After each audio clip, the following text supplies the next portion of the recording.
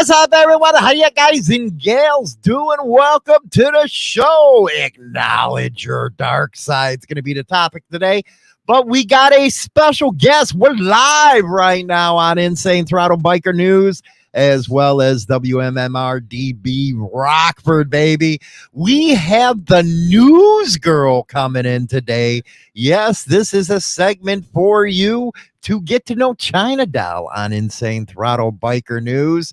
We have the ball and chain herself, the one that drives me nuts every single day here. I got to give her, she does. I'm always in the doghouse because I never can shut up.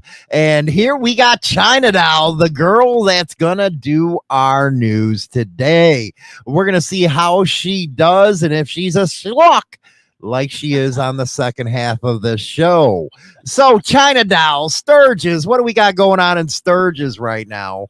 I know that it has been raining pretty hard and the numbers are really down in Sturgis. Of course, I don't blame it because I wouldn't go to Sturgis any damn way. What is we got going on out there today? Well, 2 people died on Sunday in a motorcycle-related crash during the first weekend of the 83rd Sturgis Motorcycle Rally. Okay, here we go already. She's already starting with the bad stuff. I was going to talk about Sturgis. I wanted to see boobies. I wanted to see good stuff. And you bring up somebody died. Not cool, but go ahead. Well, it ain't my fault. It's not cool. The latest rally tally tracked fatal and try to say that 3 times. No, seriously. Rally tally, rally tally, rally tally. That kind of sounds like some kind of freak stuff. Rally tally. Yeah, that's not cool. Go ahead. So they tracked fatal and non-fatal crashes as well as citations, drug arrests, cash seized from 6 a.m. Saturday to 6 a.m. Monday.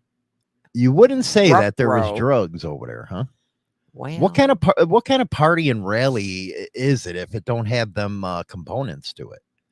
It's pretty boring then. It is pretty boring. You gotta have drinking and the weed. You gotta have weed, man. Gas, ass, and grass is what they used to say. Even you know what? It is kind of funny though. I was watching some of the videos of the parade down Sturgis Main Street. Everybody, and this goes for clubs too. They wearing shorts and socks up to your knees like this is 1980 and stuff like that, or they're playing that Chicano, man. Hey, vato. It's like, dude, what's going on with you? They're crazy. They're crazy. So the DUI arrests, total warnings, total citations are down compared to this time last year, but too many good two shoes. The non-injury crashes and injury-related crashes are up compared to this time last year. Well, it's because I think it's raining out there and people are stupid. They don't know how to slow down or something. I had a couple buddies. I actually have some that are going to Sturgis, but they tried to go up to North Dakota and stuff like that. And it poured the whole time. It was like, you ever have one of them dogs that get all wet and stuff? They stink. Oh, yeah. Yeah, I hate that. It's kind of like nasty. You every day, but anyway. Shut up. It is not. Wait. Did you put your deodorant on? I'm good. You're good. Okay. I'm good. But I hate that smell of a wet dog, don't you? That's the worst smell ever. It's cool when they're puppies. They got that puppy breath, that coffee stuff. Or feet. Oh, yeah. Like the wet feet smell. The wet feet smell? Yeah. No. It's nasty. No. Clean your feet. So they're, go ahead with the stats here. We got to give them the stats. So let's see. We got 2 fatal crashes Sunday. A 54-year-old female passenger on a 2003 Harley Davidson was killed Sunday morning. The crash occurred about 10 a.m. on the interstate. And a 2021 Harley Davidson motorcycle was traveling westbound and braked for an unknown reason, causing a 2003 Chevy Express van to strike the rear end. So there's already 2 deaths going on at Sturgis? Yeah. Man. The 2003 Harley Davidson was equipped with a sidecar.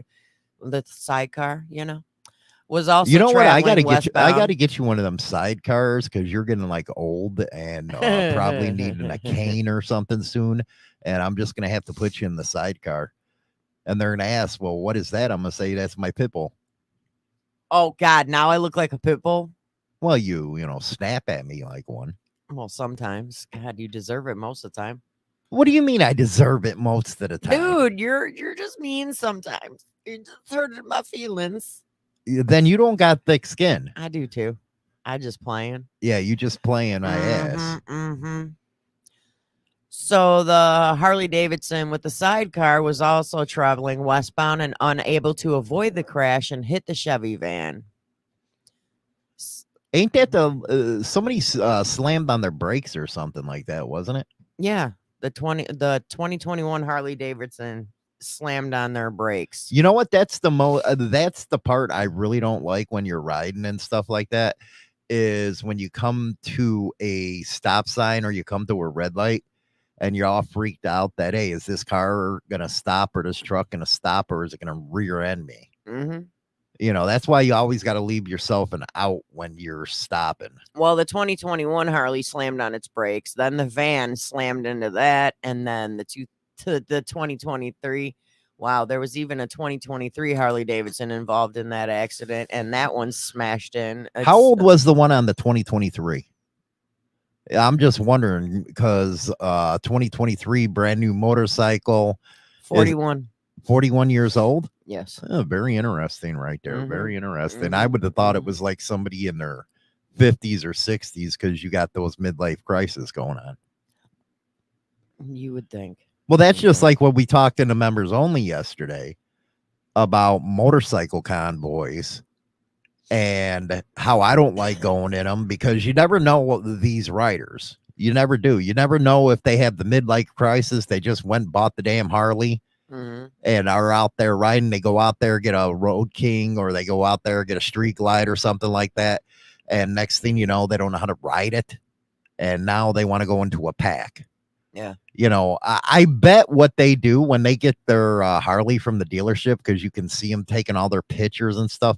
And by the way, man, Kegel, you know, you kind of diss Hollywood, okay? Yeah, you dissed me. You didn't make their profile. I didn't make their profile. Everybody else So did. sad. But I don't know if it's because, you know, I'm not just their clientele look, but buy a CVO from them. No, and they took the picture.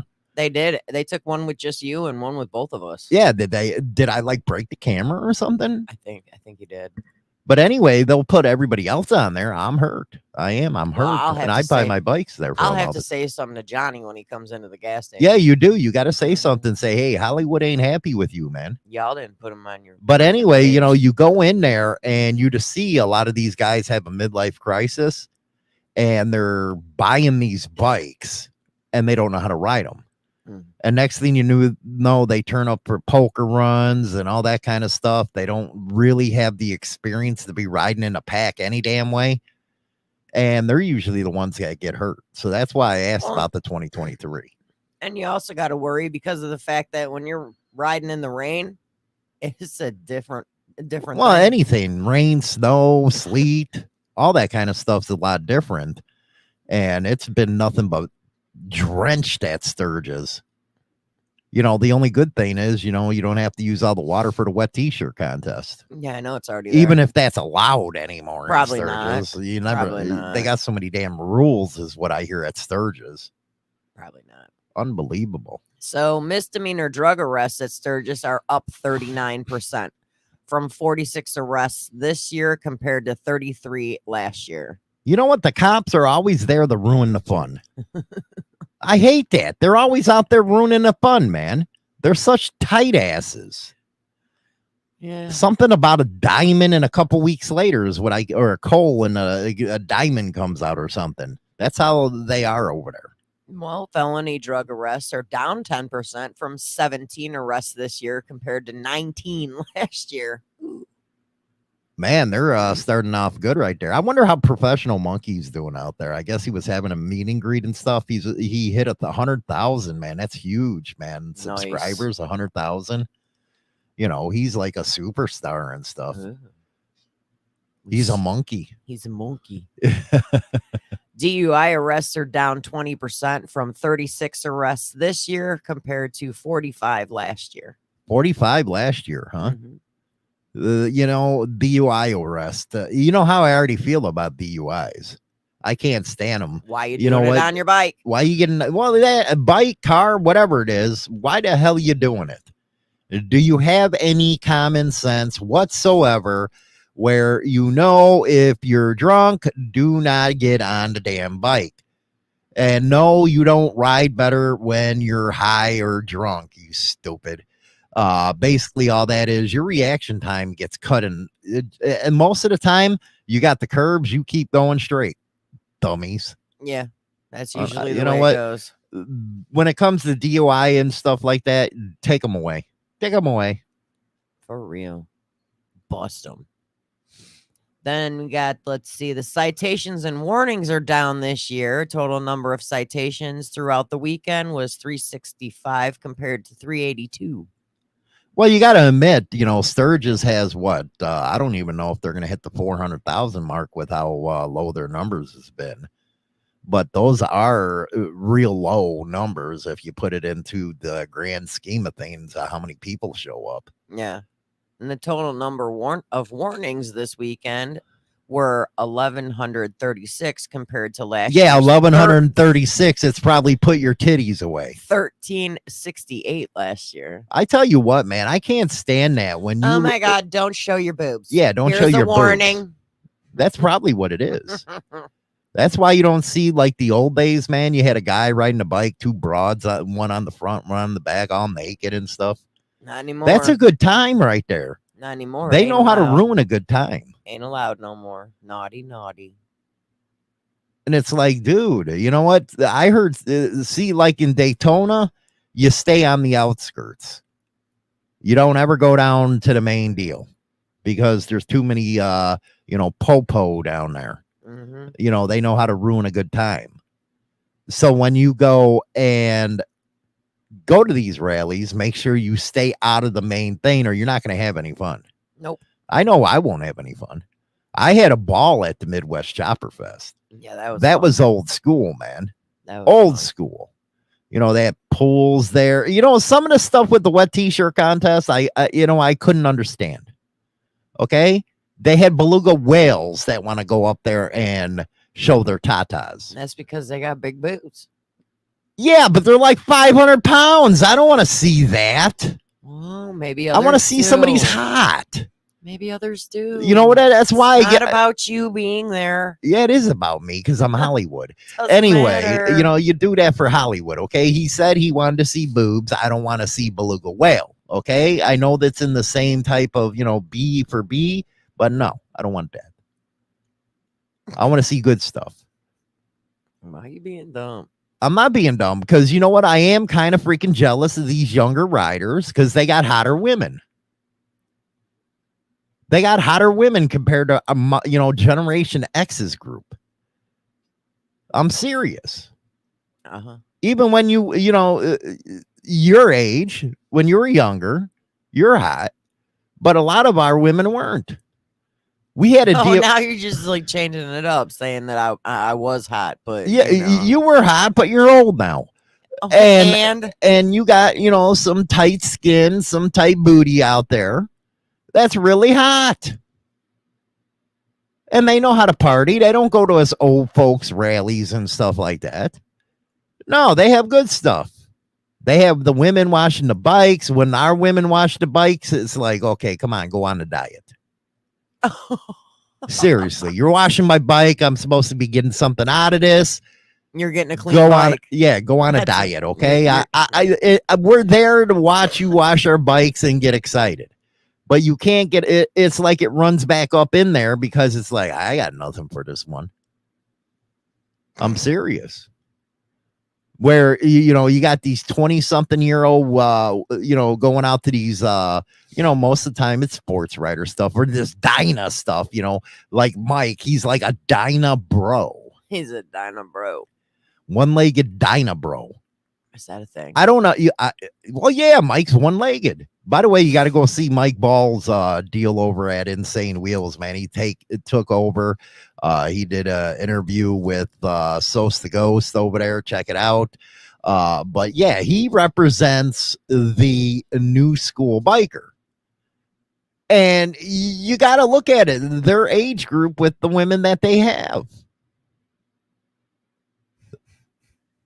when we were that age, you had freaking hair that stood up to freaking the sky. Aquanet was out of business. Aquanet's super extra old. Think about So it that's much. what we had to deal with. And now it's like my age group looks at and like, what happened? Why were we gypped? We go to the rally, and next thing you know, a beluga whale goes for the white t-shirt. Not your thing, huh? Chicken wing. Not my thing, man. And I took pictures of that. And it broke my camera. Oh, I was upset. Stop it. I bring an expensive camera there. I take a picture, and it breaks my stuff. Oh my God, stop. It just ain't fair, man. It just ain't fair. You're terrible. Go ahead. That's it for Sturgis. We'll go to the next one, dummy. Don't you know how to do the news? Just because you're on a different channel, don't mean you don't know how to do the news. You're dumb. The American Veterans Motorcycle Club held its 40th annual national meeting over the weekend in a place where the club began, North Platte. More than Where the hell is North Platte, by the way? I don't know. Do I look like an atlas? You know, there used to be them things. That's what's funny, though, is you hand a paper map to, say, somebody that's like Mike's age and stuff, and they're like, what so the hell is confused. this? So confused. That's what we used to use instead of GPS, by the way. I would say last time I checked, I think North Platte was California. No, it's not California, is know. it? Isn't it Minnesota or something like that, or South Dakota? I don't know. I don't know. Nebraska, Chicago Feeder says. Well, see, he knows. Yeah, you can tell I didn't do he's- geography. No, me neither. Whatevs. More than 200 members came for the meeting and enjoyed their brotherhood, camaraderie, and military veterans. Don't you think that let's see here, Sean was correct here? Fat girls washing my bike is like smoking ragweed. It just doesn't get you off. He knows what I'm talking about. Oh, He knows what I'm talking about. He gets you, huh? He gets Hollywood? me.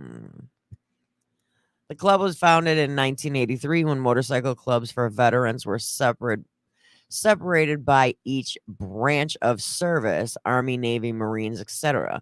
Some North Platte motorcyclists attended a gathering in California and returned with the idea of launching a national club that would be open to veterans from all branches.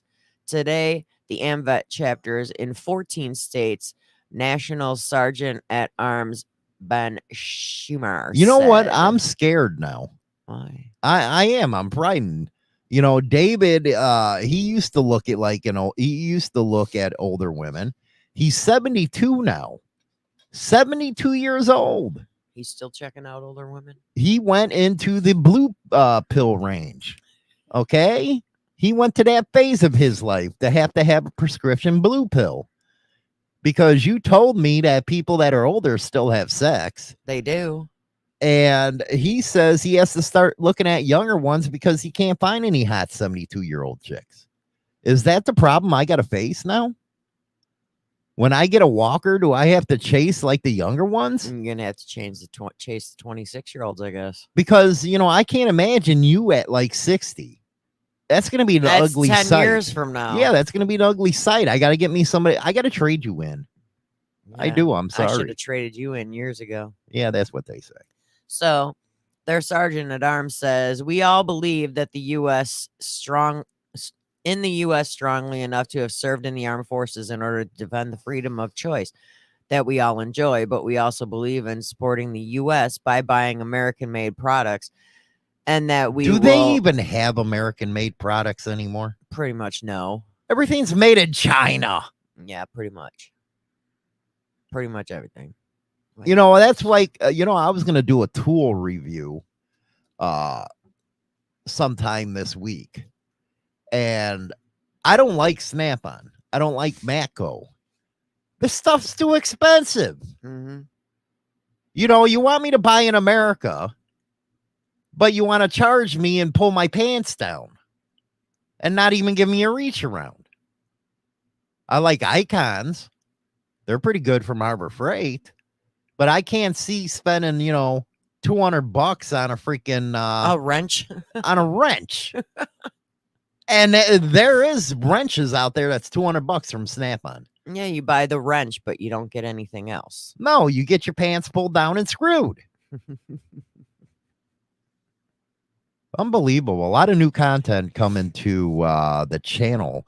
But I like how our veterans really are. They're great people. Yeah. They believe in the country. And then you got these schmucks like in New York City where you had this riot because some TikToker or whatever it was giving away PlayStations and they rioted. And then the mayor comes out and says, well, it's not their fault. Blames everybody else but them. Unbelievable. Sad state. Sad state. What are you doing? They're waiting for you to go to the next story. I'm already on it. God. It's like you went dumb. I did not. This is what you deal with a blonde. They go dumb real quick. A Barhead area charity has a little more money than its coffee thanks to the efforts of the Red Knights Motorcycle Club. Red Knights aren't that bad of a club, man. They're all firefighters. Oh, yeah? Yeah, they're a pretty good club. They go out, do a lot of charity and stuff, and a lot of them don't even like cops, which is cool. You got to like somebody that don't like cops. You imagine that you're in emergency services and you can't even stand the people you work with. Even they got a lot of brains. Exactly how much they've collected is still unknown. The club is still processing and taking donations. The beneficiary is also still up in the air, as the organization will make their decision at their meeting. However, given that the July 29th annual charity poker run from Barhead to Wildwood and back was one of the most successful in recent memory, with 50 riders participating. Okay, that's where I got to stop. What? That's where I got to stop. Most successful in history, you only had 52 riders there. 50. 50. Yeah. You can say, we got a few hundred riders there. That's a pretty good freaking event. Yeah. But only 50? 50. What happened? Maybe they're just a small club. They got to get better at marketing, man. They got to get better at marketing. Just because you post your event on like Cyclefish or something doesn't mean you're going to get people there. No. You got to get the boots on the ground. You got to go work that party. Mm-hmm. And you got to go to the local sports bike club and borrow some of their women so you can make your event look good, because nobody wants to go to the event with granny panties, man. They don't want older women like China doll. They want 20-year-old girls. And you get upset when I talk about younger ones. And, being a biker, that's what it's all about. Why you think they walk around like they do in Sturgis or even the Midwest Chopper Fest in, them fishnet freaking nylons and stuff? Because we want to see it as bikers, as men. And let's be honest, this lifestyle is a man's lifestyle. Even though they want to insert that PC stuff into it now. And that's the rubbers doing that. The rubs. You know what? I don't know what I couldn't even imagine faking it like they do. It's like, okay, let's take our bike out this weekend. We're going to do 25 miles and go see OCC over at the Wild Hogs Bar. Could you imagine that life? And you know what? They shouldn't even bring their women with them. You know why? Why? Because their women are going to see a real biker and they're going to leave them. And they're going to laugh at their husbands. They're going to laugh at the husband saying, you know what I need you for, man? I got old grizzly bear over here. And they ride more than just Saturday. More than Saturday or more than a Sunday. They even gave me the privilege of washing their bike. Do you notice how they do that, man? They sit in their garage the whole freaking week and they're just polishing it away. It's like, dude, you rode for 25 miles. What the hell's wrong with you? You'd be lucky if I wash my bike twice a freaking riding season. Okay. Once when it's freaking going out, And then the next thing is at the end of the season, because when it rains, it washes it. Why do I got to do it? Why put in the extra effort? Right. I Pointless. just don't understand it with some people. Yeah. Brothers Keepers MC is all firefighters. Rock on. I do support firefighters. I don't, if you're new to the channel, I can't stand cops. So go ahead. So initially, the ride was a fundraiser for Barhead and the District Family Community Support Service Santa Toy Box program. Damn, that's long. At least you didn't do a Hollywoodism. However, last year, the Red Knights decided they would spread the wealth and select a new charity every year. You imagine Mike Ball on a Honda Goldwing? He kind of looks like one of them kind of guys that would ride one, a Honda Goldwing. No, I couldn't picture him. He is a Dyna bro. I think that's their second, bike of choice is the Honda Goldwing. The Honda Goldwing. I'm just saying. I couldn't see him. He is from California, by the way. I couldn't see him.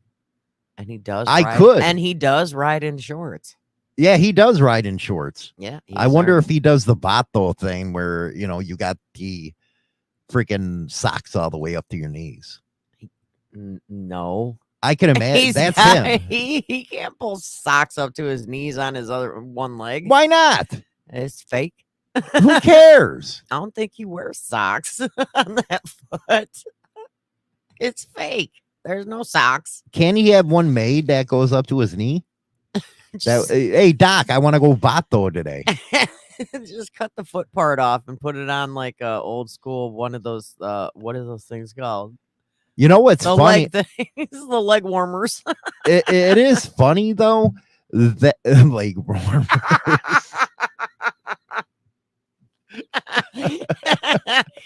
Give him some leg warmers. And now for something completely different. A vital part of everyday life. A fun place where fun things happen. WMMR DB Rockford. He's doing a Jane Fonda and stuff like that. You know what? I can't get it out of my head now. What do you mean, Jane Fonda? Jane Fonda and the leg warmers. You know what? He wasn't even a blip in his dad's eye back then. No. I feel so sorry for him growing up in the air he is. So you can't, it's so boring. You can't picture him wearing leg warmers and a headband. I mean, John McEnroe type of stuff. Leotard, I doubt it. I didn't know freaking Mike Ball wore leotards. I didn't either. I just thought, he might wear them under his clothes. I don't know. I don't know. He goes on and says, I was a part of the double world record motorcycle pack. Well, good for you. Do you want a cupcake? 6,046 registered motorcycles in one pack, one club. I was honored to lead the ride. We did a little documentary while doing that. Make sure you put it up on your channel there, Mike. We got Kirby Jacks Converse. Okay. I thought I would remember something about a Goldwing with him. He is a closet Goldwing rider. That's what Mike is. He's closeted. He needs to come out of the closet. Yeah, he does with his leg warmers. Yeah. Just saying. That'd be great. He'd look so cute. I bet Mike can get a lot of women. Problem with Mike is, he don't want to admit it, but he goes around and says, "Oh, I got my woman," and she is Latino, so she'll kick his butt. But she's Latina. He even sat there and said that if there was another woman that wanted to come in bed with them, he wouldn't do it. I was like, you little liar. You little liar. You be jumping in that. He already said no, he would not. I don't believe it. He said he won't. I don't believe it. He prude. That's it. That's all you got? You only gave me 3. You want more? I mean, I've got my news stories from our show. Well, what do you got news stories for? It is your show right now. She's just not used to doing the biker news with me. No, this is weird. This is early. So here we go. Warrenville, Illinois. Go figure, it's Illinois. A truck was used to rip up from the ground and steal an ATM Thursday morning in Warrenville. You notice something about Illinois? They're a bunch of kooks, just like California. they passed that thing where they don't want the advertisers or whatever. They're trying to go the way of the cigarettes now. That is such crap. But only in Illinois, man. Mm-hmm. Only in Illinois. You know, we got all the guys and gals up in this chat room right now making fun of Mike Ball. Maybe later on we should have him come in. It would be so funny. I know. Later on in the With show. leg warmers. Yeah, with leg warmers on. Go get some leg warmers. He always shows his stump, so he's Yeah, proud of that stump. He's proud of his leg.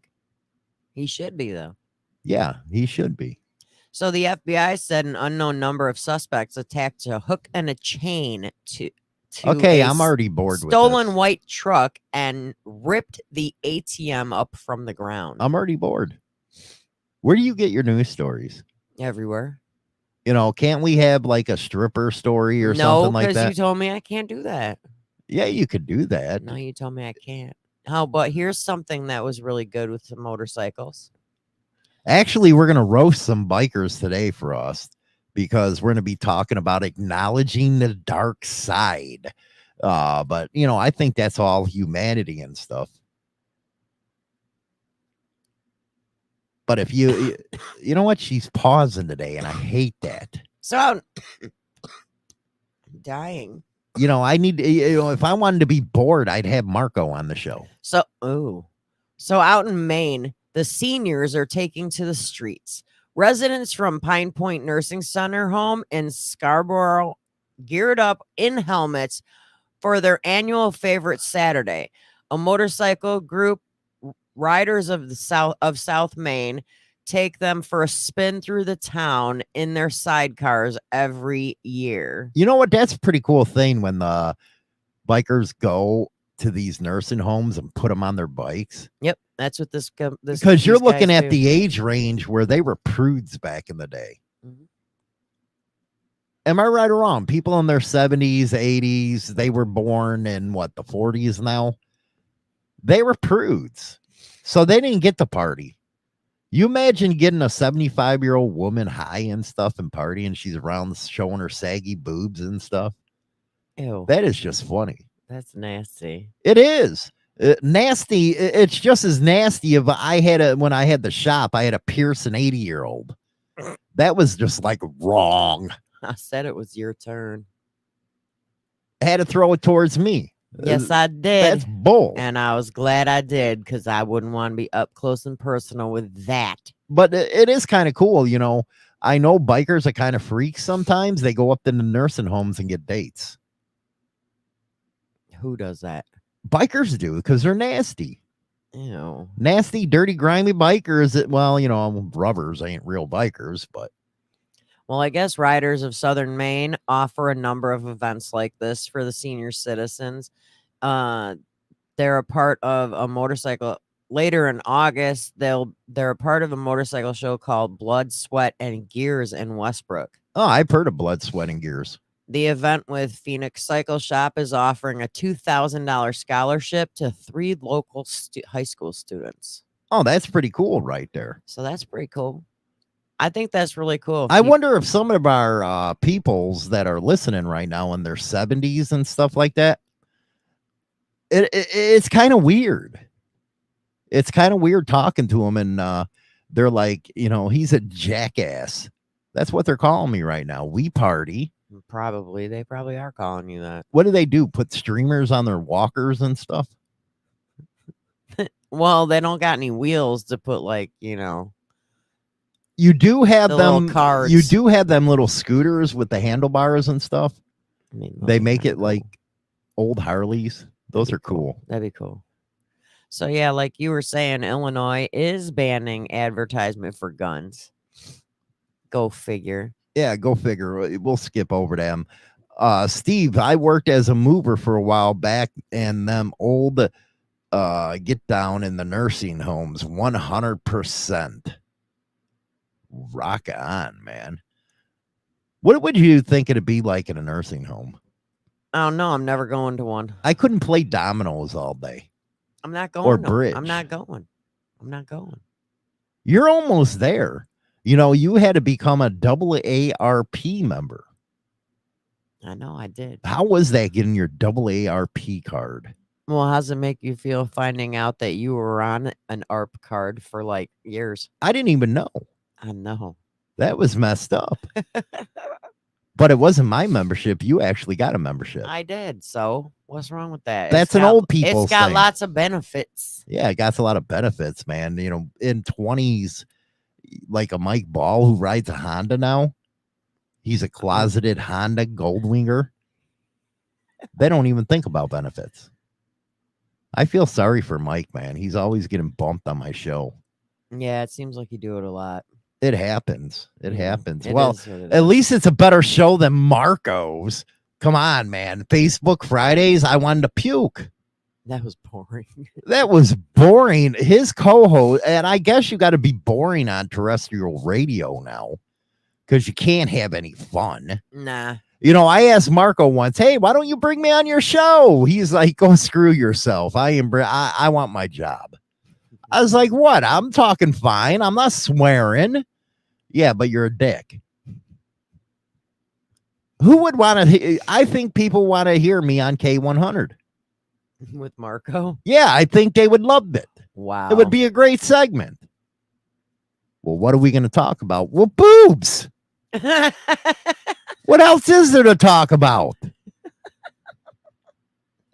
Marco would just turn your mic off.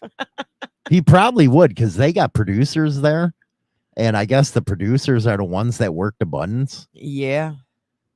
You'd be deleted. I would be deleted. You'd be cancel cultured off Marco's show. I would. Aw, that'd be so sad. Would you cry? What, getting canceled? Yeah. No, off- 'cause I off a could- country radio channel. Oh, man, the jokes I could put up on a country radio, especially for Southern listeners. Something about sheep and cow, it would come up in your first cousin. Sisters and first cousins. You think that really happens? I don't freaking know. My family's not from the South. Why don't you go ask your West Virginians? I know they do out there, man. They freaks out there. So your uncle could be Every your time, cousin? every time you see a sheep out there, they got this scared look on their face. You know how you go to those petting zoos and stuff, and they all want to come up to you and stuff. In West Virginia, they don't want to come near you. No. No, they don't. Ain't that weird though? How they use sheep intestines for condoms? Yeah, that's nothing new. But ain't that weird? It's like you're doing. kind of gross. It's like you're doing a sheep at the same time. Maybe that was their intentions. I guess. Nasties. I guess. So that's it with the news. I don't know what you want me to do. You know now. what? Rage is kind of correct. If they put me on terrestrial radio, the FCC will put their SWAT team on me when they raid the studio. I couldn't do that kind of job. I actually got offered that one job at a rock station. They said no. I said no because I'd get fired in 5 minutes. It wouldn't be right for Hollywood anyway. You're gonna waste my time going into a studio when I can just record one. I think regular radio is dying. Well, yeah, because everybody's got that Sirius radio or whatever now. No, not even serious. They go to places like YouTube, Spotify, and all that. Why do you and no commercials? Yeah. None whatsoever. But we're going to talk about acknowledging the dark side. If you're just joining us, this is Motorcycle Madhouse over at WMMR DB Rockford, baby. 24/7 of rock and roll. You're getting a taste of the entire show for Motorcycle Madhouse right now over on Insane Throttle Biker News. Make sure you like and subscribe over on YouTube and stuff. Acknowledging the dark side. Your non-stop radio station. While the others are talking, we're already playing the music. This is the radio station with more ears than listeners. That didn't make sense, but whatever. More that- ears than listeners? Yeah, more ears than listeners you is like needed- you stupid sweeper right there. That was dumb. That was That dumb. was so dumb. So, kind of a serious subject here, the dark side or the dark side of the Force. Who out here is a Star Wars fan? I love Star Wars. But anyway, there is, I've been kind of pondering the last episode of the Hollywood and Mike show where we had Black Dragon on and extended family members were murdered. And I just sat back and said, you know what? Where is people today? We haven't stopped killing each other since our beginning, and we wonder why the aliens don't want to come talk to us. But I just think it's a sad state of affairs where people are openly dark to other people. I can't imagine what he's going through right now. Like we talked about on the show, it happens to everybody until it happens to you. Mm-hmm. And then you get to feel that pain. That's just kind of like the death penalty issue. You'll see somebody being put to death for a crime they did. And you have protesters out there wanting to save the guy's life. Well, what about the people that got murdered? And they can never answer that question. No, they can't. And then it happens to them, God forbid. God forbid. Their thoughts change, don't it? Oh, yeah, their opinions change. It does. It'll flip right from save this person from being executed to flip the switch. And there is, because people are human, okay? We're full of faults. It happens even in the biker scene. Mm-hmm. There's a lot of dark side that happens there. I cover it all the time. Yeah. But you do got to acknowledge that. You got to stop putting a whole thing on a whole group of people when it's the individual's actions that caused it. And I don't like it because if you go to that one video where there was, I think it was fake, but the dude took the Hells Angels patch. That wasn't a real Hells Angel. That was something they bought on wish.com. And you have all these idiots from outside the scene just talking mad crap about bikers. I like the fun ones that come from the younger guys, the old fat bikers. That's funny. It's like go up to one and say that. It's all these internet keyboarders. Yeah. But there is a dark side of bikers. Yep. Really dark side. But what does this article that you got say about this? Like many people, you may not showcase your entire personality to the world. The traits deemed as unpleasant or inappropriate tend to get hidden away. And that's the question. What gives anybody the right to deem somebody else's actions wrong? I don't think anybody has the right to deem what's right and what's wrong because or what morality. When did they become the judge and the jury for everybody else? And that's funny. See, that's one thing about Christians. Okay, that drives me crazy. They're the most judgmental. They're the most judgmental and hypocritical, especially when you're in the Bible Belt or something. They are real judgy. Mm-hmm. That's why I like biker churches, because at least at a biker church you fit in, where you're supposed to be welcomed at these other churches, and they look at you stupid. Yeah. Don't you know Jesus was an outlaw, man? He truly was. But you're over here, and he even tells you don't judge. But they do it anyway. It drives me crazy. Everybody judges people. A lot of people ask me what a biker is. And it's a simple answer where you don't have to debate or any of that stuff and make it more complicated than it is. It is a person who lives his life the way he wants to live it. That's how easy it is. That's simple. Not caring what anybody else says. Right. Bikers used to be able to smell bullshit, but that don't happen anymore. You got mixed in with all these rubbers. But that's what it is. Simple. Mm-hmm. Can't get any easier than that. Yeah, just the judging You got to get past that. The dark side of the personality is known in psychological theory as the shadow. Whether you know What do we shadow people now? whether you know it's there or not, it can influence your life in a number of ways. Mhm. By identifying and coming to terms with your shadow self, you may be able to better understand all parts of you. I think everybody has a dark side. Yep. And I think it agree. can be used for a good thing too. Because if you got that dark side trait, you can actually smell crap that people are trying to push on you, right or wrong. That's true.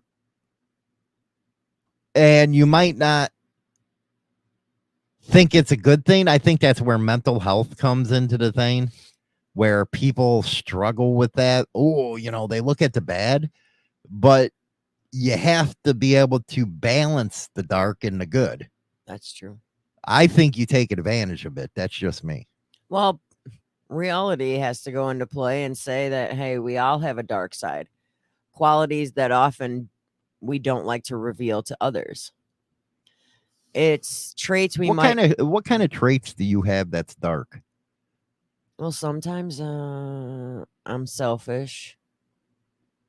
So you consider selfishness a dark Mhm. side? Well, judgmental, angry, selfish, controlling, those are all negative things. And you women have become really controlling lately. How you figure? You have. Look around now. Look at, you know what? A man used to be a man. Now they're not. It's like, here's my balls, honey. Yeah, but that man has a choice. And the men are taking the choice Take your of balls letting the back. women be all, come on, they get men. You get men that's abused mentally, physically, just like a woman. But I think it is more prevalent nowadays where that's just like the example. I put a nice hot freaking T-Bird, okay, with a model next to it. And a T-Bird is like one of the best cars out there. Mhm. Am I right or wrong? It's a nice car. Nice car. What the hell's wrong with you? It's one of the best. I'd be too busy checking out the chick. I cannot believe you said it was just a nice car. It's a nice car. Yeah, it's nice. Well, I guess for us gearheads, I'm not no gearhead. it's car porn. But say you put a model next to that T-Bird. You know everybody's going to look right at her instead of the T-Bird. Well, that's what I'm saying. I wouldn't even notice the car. But then you'll have some guys come on and say, well, I got a wife. I don't need that. Try that experiment. Or put a Corvette next to it. Or put a Nova next to it. And I'm not talking about, I'm talking about the old Novas. Or Mustang. Just put a hot-ass muscle car. Just a hot-ass muscle car with a woman there. Yep. And see what they say. And see what they say. That's what I mean. The women do have the dark side now. And they use that. You're going to tell me women don't use that to their advantage? Some do, yeah. Oh, come on with the some. Every woman will use them. How can I say it? Traits against a man. I'm not a controlling person. Well, no, because you can't be. Mm-mm. You could try, but I put you right in your place. I think men need to just take their balls back. Let's have Take Your Balls Back Tuesday. There you go, right there. Hey, what's up? Dib in the win, man. Don't forget to check out his Sunday lives, but he is on England time. So make sure you check him out. I don't know what England time is compared to you guys, but great stuff right there. Great stuff. And it translates to in the scene where you can see some of these women going after men at rallies. Mhm. What is it with you women that you want to put your business out to the whole world? I think there was a video, a shorts, where a guy and a broad was going at it, at a rally and she kicks over his bike, do you know how dead she would be in a freaking first second? But he just picks up his bike. Okay. I'm sorry. What are you, stupid? I'm sorry, honey. Let's go ride. What? So all this women's lib stuff, has it made you women think that you're invincible to a man? I mean, I don't think that way, but a lot of But women have do. you seen women Oh, that do yeah, that? definitely. I seen women haul off and smack the crap out of their man at a gas pump. And it's like, really? Yeah, that just happened. See, I have the reaction of slapping her right back. You got guys out there, well, I'll never hit a woman. She smacks me, something's happening. You're gonna give it. I'm you putting her better- through a window. if, Okay? If you're gonna give it, you better be prepared to get it in return. And that's what you believe as a woman. yes. If you're gonna dish it out, you better be able to take it back. See, relationships, that it always exposes the dark side of a person. Always. And you got to learn how to live with that kind of stuff. There has to be some kind of balance to it. You know, you talk anger, right? It said anger. Yes. Man, they must have got off a Star Wars script here. I'm serious. It sounds like Star Wars. But it is actually a very interesting. I mean, Point. everybody gets angry. It's just the way you take out your anger. I can't believe you said a T-Bird was a nice car. You know what? I'm gonna slap you. It's a nice car. Get out of here. I'm not a car person. Obviously. I don't care. I like my little G6 out in the garage, outside in the driveway. What do you think about what Mike says? Because Mike's hated by a lot of women too, just like me. Women want equality until they are repercussions for their actions. What do you think about that? You think that's true? Women want to use the, oh, honey, until, and they do something, then there's repercussions. Then all of a sudden, they don't want to be feminists anymore. Well, I mean, if you're gonna dish it out as a woman, you need to be able to take it. If you're not gonna, then just shut up if you can't handle it. Mm. If it's getting too hot in the kitchen, get out. But I think schools are trying to teach women Well, basically, schools are trying that to they teach. should have the balls. Basically, women are being taught to man up when they shouldn't be taught to man up. And this is coming. I think mean, that's yeah, the you need- difference between your generation and the younger generation.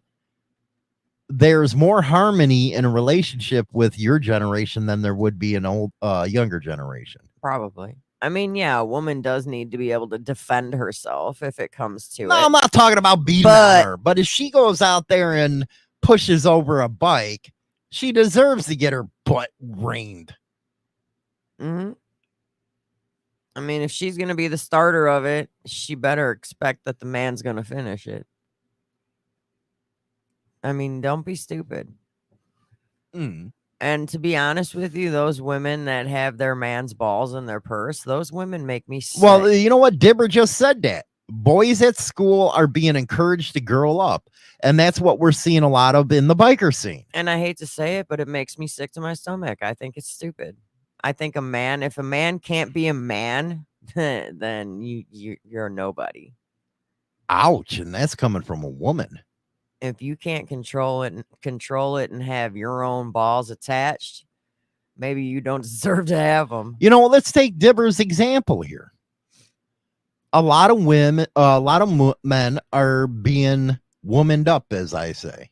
Well, that's what he And you said. see that coming into the scene Mhm. where, you know how I have dark humor and stuff like that. Yeah. And I'm an idiot, but I don't apologize for it. No. I don't apologize for being straight up with people. No. But you have these other girly men out there that bend over backwards for these people. They actually get offended when you say something. That's why I laugh with Marco all the time. I say something stupid on air or something, like I did at the Midwest Chopper Fest. He looks at me like, what the hell is wrong with you? Come on. You got a big afro with a pick in your hair, man. Grow some nuts. That's what I say. It's just weird how they look at you now. And it's not even generational. Our generations even got like that with the men. Mhm. So maybe there has been a feminism in the scene right now. Well, Steve's got a point. Women are also getting away with being sassy when in fact it's freaking annoying and out of the pocket, Mm-hmm. which is true. I'm gonna tell you right now, I get some sass behind some of my stuff, and then The sass gets right out of her real quick with me. and then I get, I get told the what's what, and then I'm like walking away. But other men walking away saying things under my breath that I know he can hear. But other men won't do that. And that's what really upsets me about the scene now. You can actually see it when you go to the rallies if you pay attention. Maybe that's why they wear socks up to their knees now or something, because they have to get on their knees after the woman gets pissed. I hate to say it, but if you're going to be out in public with, as a couple, you save the arguing and the disputes and whatnot for when you're at home. Mm-hmm. You don't do that in public. You don't do that in public because, one, you're looking like a fool. Two, you're bringing attention to yourselves that you don't need. Right. And then three, they're going to be sitting there going, is he going to hit her back? Oh, that's Are when we calling the cops that's on this? That's when you get the popcorn off and stuff. But it's like, well, you just brought up a good thing here. When would a biker call the cops? They wouldn't, but somebody, one of the onlookers. No, the other bikers would do it. Well, I know. That's what's got crazy about this scene. Even independents would just walk away. I didn't see nothing. Right. But now they're on the phone with the popo. What is that? Dude, why'd you hit her? She hit me, man. I'd be like, if you call the cops, you just a baby. No, man. She has a black eye. She tripped. She fell. What happened to the old days? She tripped. It wasn't me. It wasn't me. I wasn't there. I ain't calling the cops. What happened to them days? Now somebody talks crap and you punch him in the mouth and you're in jail for freaking assault now. And it don't matter if it's a woman or a woman versus a man, or a man versus a man. Everybody seems to be either video recording or calling the cops. One of the things that I do not understand whatsoever, and I can't and I never will, is on YouTube or the podcast platforms, you got cops, known cops, and you got bikers following them. Mm-hmm. That just amazes me, because we're supposed to be against everything that they're about. Mm. So it comes down to, okay, you want the image until you have to back up that image. Then all of a sudden, that's the support the blue crap. I've seen bikers, where I call them motorcycle enthusiasts, with the damn blue flag. I'm like, what the hell is wrong with you people? You're going against everything we're supposed to be. That makes you a hypocrite. I don't know how people live through life or go through life being a hypocrite. I just don't understand it. I don't know. What kind of a boring life is that? It's pretty lame. But can you imagine going around calling yourself something and you're going against everything? Why would you want to even listen to that stupid crap? Come on, you had a undercover cop who's on this platform on YouTube. Known undercover cop. Talking about how to start a motorcycle club. Are you stupid? And you got people that actually take his advice. And they wonder why they get a dotted eye every time they go on the street, because they're listening to an ex-cop. Doesn't that just infuriate you? It does me. It does. It's sad. It's sad. And I Sad think state of- BPR is right. That is the Bent Rim podcast right there. You do have a lot of these people that are trying to profit. Now, YouTube, you don't make any damn money. It's all, when you make money, it's actually for sponsorships and stuff. Because you get paid pennies on the damn dollar for YouTube. But what they're trying to do is put a wedge in the biker community is what these cops are doing. And nobody sees it. You got that alliance of law-abiding bikers where it's a bunch of cop clubs and they're trying to bring independent clubs in there to throw off all the protocols of the other side. The cops are doing that, and people think I'm a conspiracy theorist, but I ain't. That's what they're doing. That's why you have an ex-cop out there that's giving advice on how to start MCs, and people are falling for that crap. People on the social media are stupid. They really are. When you think about it, they're stupid. Why are you going to give a cop a freaking like, or why are you going to subscribe to a cop channel? I'm just asking. I have no idea. You got me speechless on that one. Well, that's like Nelson right here, because he's anti-club and stuff. He's always been. No one needs to put a wedge in the MC scene. Clubs have a lock on that by themselves. Here's the problem, though, and nobody's been straight up about this as far as creators are concerned. If you're not in the MC scene, the hell you got to give a hell about? Who cares? The opinion doesn't matter at that point because you don't have a patch on. Right. You're looking at it from an outsider point of view. You're not looking at it from an insider view. That's a whole different type of, that's a subculture, because there's all kinds of subcultures within this scene. Mm-hmm. That's just a major one. And then everybody thinks they're a damn expert. I've been doing this 30 years and I still ain't a damn expert. But when you're looking at something from an outside point of view, you don't know what happens inside. You can't even try to give advice on that stuff. If you haven't been around this scene more than 10 years, don't give advice. Don't give advice at all, because you sound stupid. But with social media, it's a big game for people. Mm-hmm. But to say that clubs bring in, they have a lock on itself, well, you're just from an out. If you're an independent, what do you care?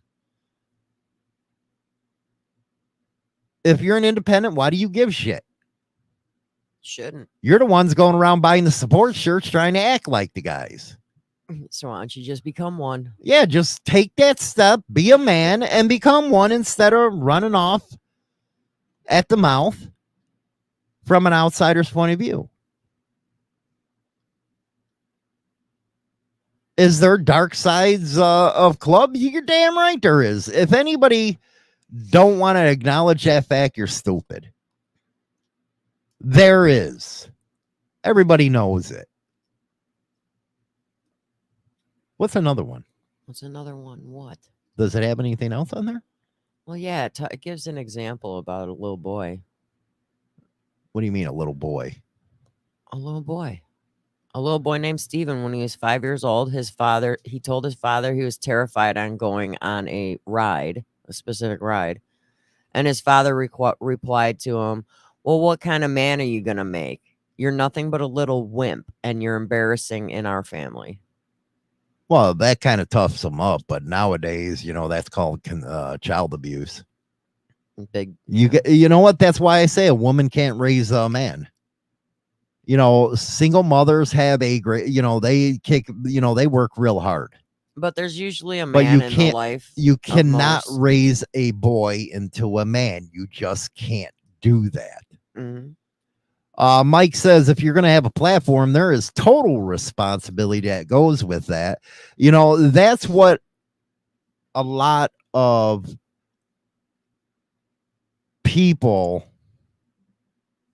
that take it serious would say, but others are just trying to get the fame from it.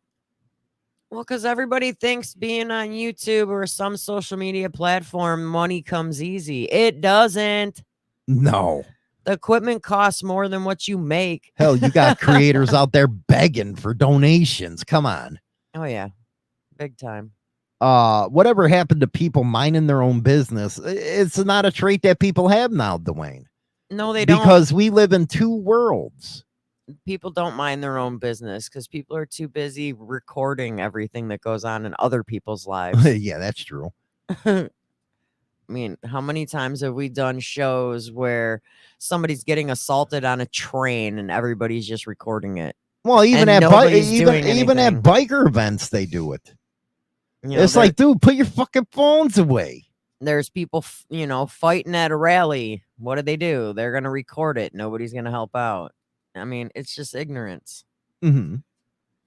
You see people fighting, break it up. You see someone getting assaulted, step in, stop recording. Or you don't do nothing at all, but don't record the damn thing. Don't record it because then that just gets you involved. No, it gets the cops. The cops have everything about the incident right there because you're an idiot that recorded it. People don't think that way. No, it's like you see an incident occurring, you're going to see at least 20 phones pop out and record. So there's 20 people that just recorded the whole entire thing. Now just put themselves in the incident when they didn't need to be. Just walk away. Now I can see, if some young kids getting messed up, you pull them off. But I'm talking if you got two bikers fighting at a rally, put your phones away. Just walk away.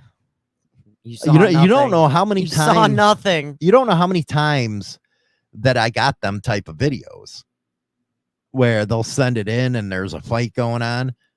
It's like, dude, you're handing the cops everything. It was our job to evade. It was their job to catch us, but you're helping them catch us and we can't evade. Exactly. But, you could still sit there and say it wasn't me. Video and all, wasn't me. And Rich, I think you're correct here. It's the age of exposure. Everybody knows everything because of social media. So they think they're entitled to know everything. Well, this is true. See, I went over on TikTok and it's a cesspool over on TikTok. You know what? All I do is put news clips on there because it is a cesspool. And I notice that you have everybody giving advice. Hell, there's a guy that's in a Marine Jarhead club giving advice. It's like, are you stupid? What is wrong with you people? I think when Dibs, myself, and BD, Dibs is the original godfather of all this, started this niche, if you will, it wasn't like that. It was serious upfront shit. But now it's a joke when you have people going on giving advice and you to tell they're like, 20 years old? It's like, shut up, stupid. You haven't been around long enough to even understand half of the stuff out there.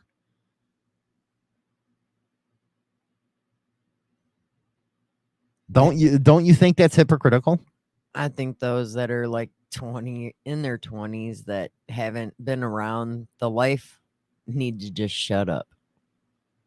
Well, you got Rage. That's correct on there. Everyone sees those kids with 12 million subscribers on YouTube making 20K a month and wants to get that viral video to try to shoot to the top instead of actually doing what's right.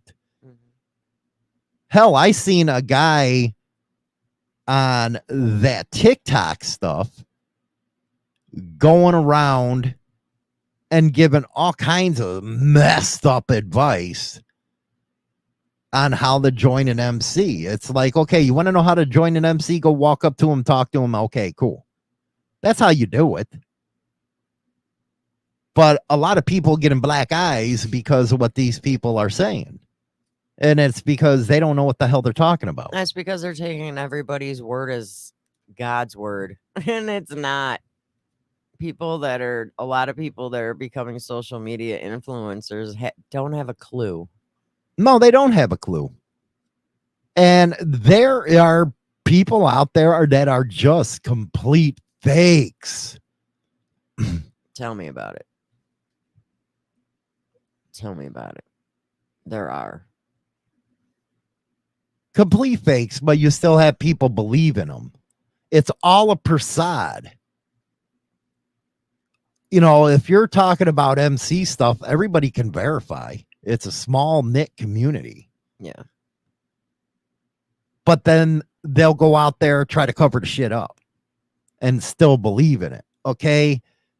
If you haven't been around long enough, don't talk about it. It's that simple. Yep. Learn to zip it. Zip it. Zip it. Zip it or quit it. Zip it. Let's take some stuff from the chat room right now. I guess Road Rage is in there giving some knowledge right there. And Steve, a lot of people do need a black eye, 100%. Do you believe that? I think that's true as hell.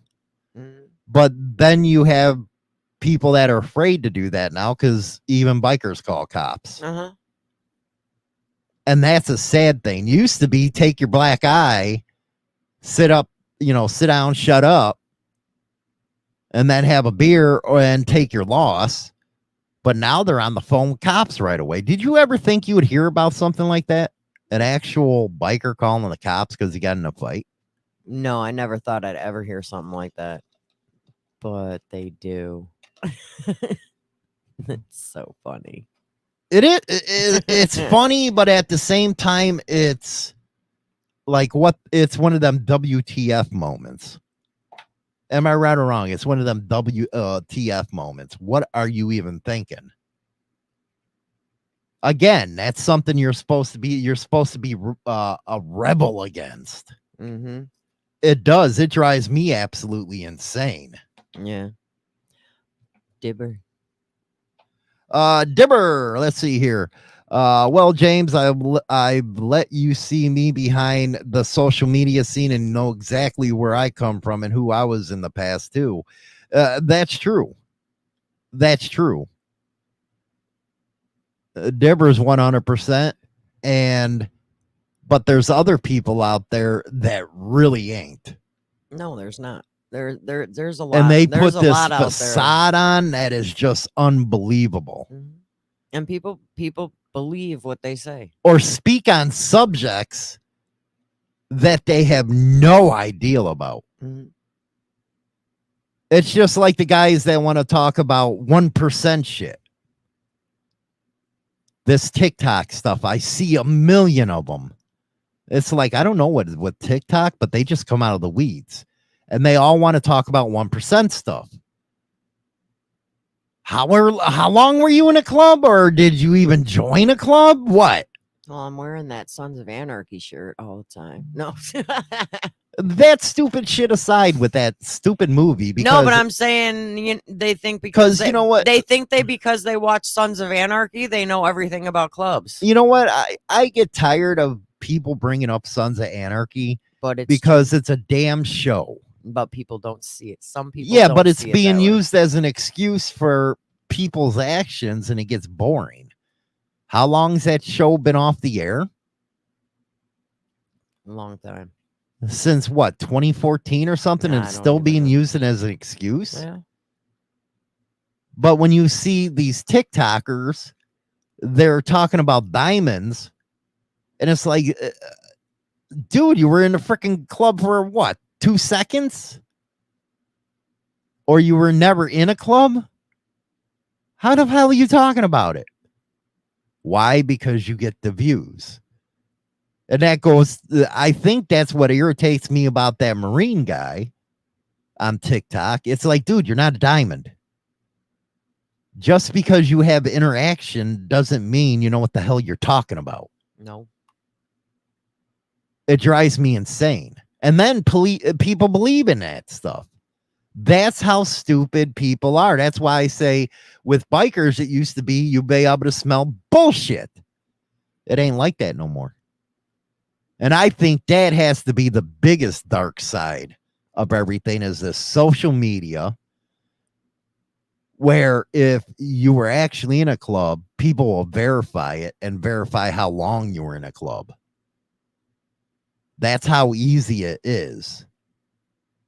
So why would, and I'm asking you this, why would a guy in a veterans club start giving advice on protocols, on how to do this and how to do that? How are they going to do that? They shouldn't be, because they don't know. Let's see what Mike says here. What's wrong with you? I'm a bonehead. No, he's not talking to me. If you listen to someone that doesn't live the lifestyle, forget about that influencer. What's wrong with you for listening? We should get Mike on the show right now. You know, Mikey, you know how to get in here. But I think that's, you know what? That's a good subject to talk about with Mike and you. Why would you listen? But the funny thing is a lot of the influencers that people listen to, you can kind of tell who's fake and who's real if you pay attention. Well, you got to pay attention. And that's why you go back in their archives and stuff and look at their stuff.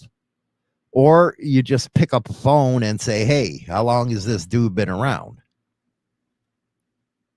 And they'll tell you straight up.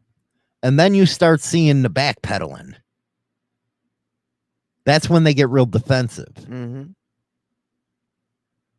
Let's see here. What do we got from here? Poncho. The club I was in, I was a chaplain and road captain for 4 years. We were disbanded, and the ones I call brothers changed money, disappeared, and ruined my effort to ever be in another. Yeah, a lot of people have some bad experiences. Mikey, what do you think here? What's going on? What do you think? We got Mike Ball on here, and he is over at Insane Wheels that he took over his channel and stuff like that. China and myself were talking about this influencer stuff on TikTok. We're going to take a station identification break, and Mike's going to tell me his thoughts. Yo, this is Axl Rose of Guns N' Roses. Hi. Hey, this is John Bon Jovi. This is the 80s channel. WMMR DB Rockford. So I was talking about this, and there's a lot of this stuff on TikTok, Mike. Yep. A lot of stuff. Mm-hmm. What are your thoughts on this? And Well, am I right in saying that it's real easy to verify someone if you're in a scene? Absolutely. The scene is so much smaller than people actually think it is. Like, they think it's so mega, like everyone's interconnected somehow. You know what I mean? And it's so easy to get a phone call made where, oh, I need to verify this person, blah, blah, blah. And that's something that I was saying that, you know, anytime we bring in anyone into our circle, we need to verify who the fuck they are. And the one thing that I wanted to say about the, TikTok stuff is everyone feels like they have a platform.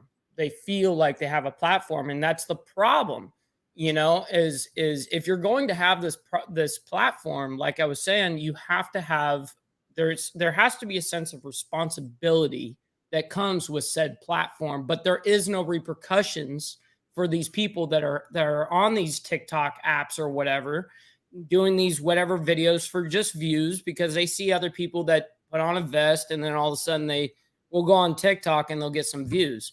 So everyone's just eager to be see me. That's it. Mm-hmm. What about what China Doll was saying about you have to have some experience in what you're talking about? Well, yeah, like if you were with a club for like no time at all, right? What the hell are you doing? Well, like I was saying, man, it's like with anything with this. What is wrong with you as an individual if you are listening to someone that doesn't live the lifestyle of whatever you're trying to listen to? If you're listening to a guy that is an RVer that does RV stuff, but has never actually done RV shit. Why would you listen to that content creator? Like, why? Like, that doesn't make sense. It's the same thing with our niche. It's the same thing. Why would you discuss anything on this if you haven't even actually done anything in it? And the truth is, it's because of clout. It's clout chasing. What is clout chasing? That is where anybody will do anything for views. I know people that, I mean, shoot, everyone knows people that are like, there's kissing twins out there right now.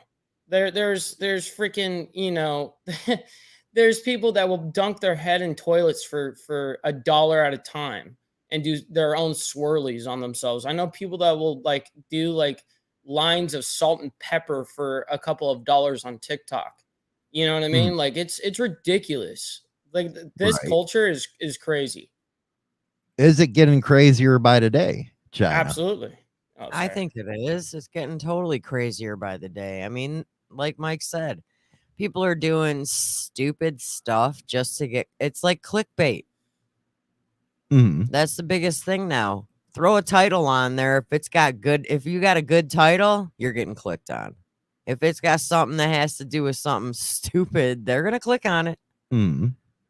I will do this for $5. Yeah, they're going to click just because they want to see what you're going to do. Well, I think we're talking about the dark side of creators in this niche then, aren't we, Mike? Yeah.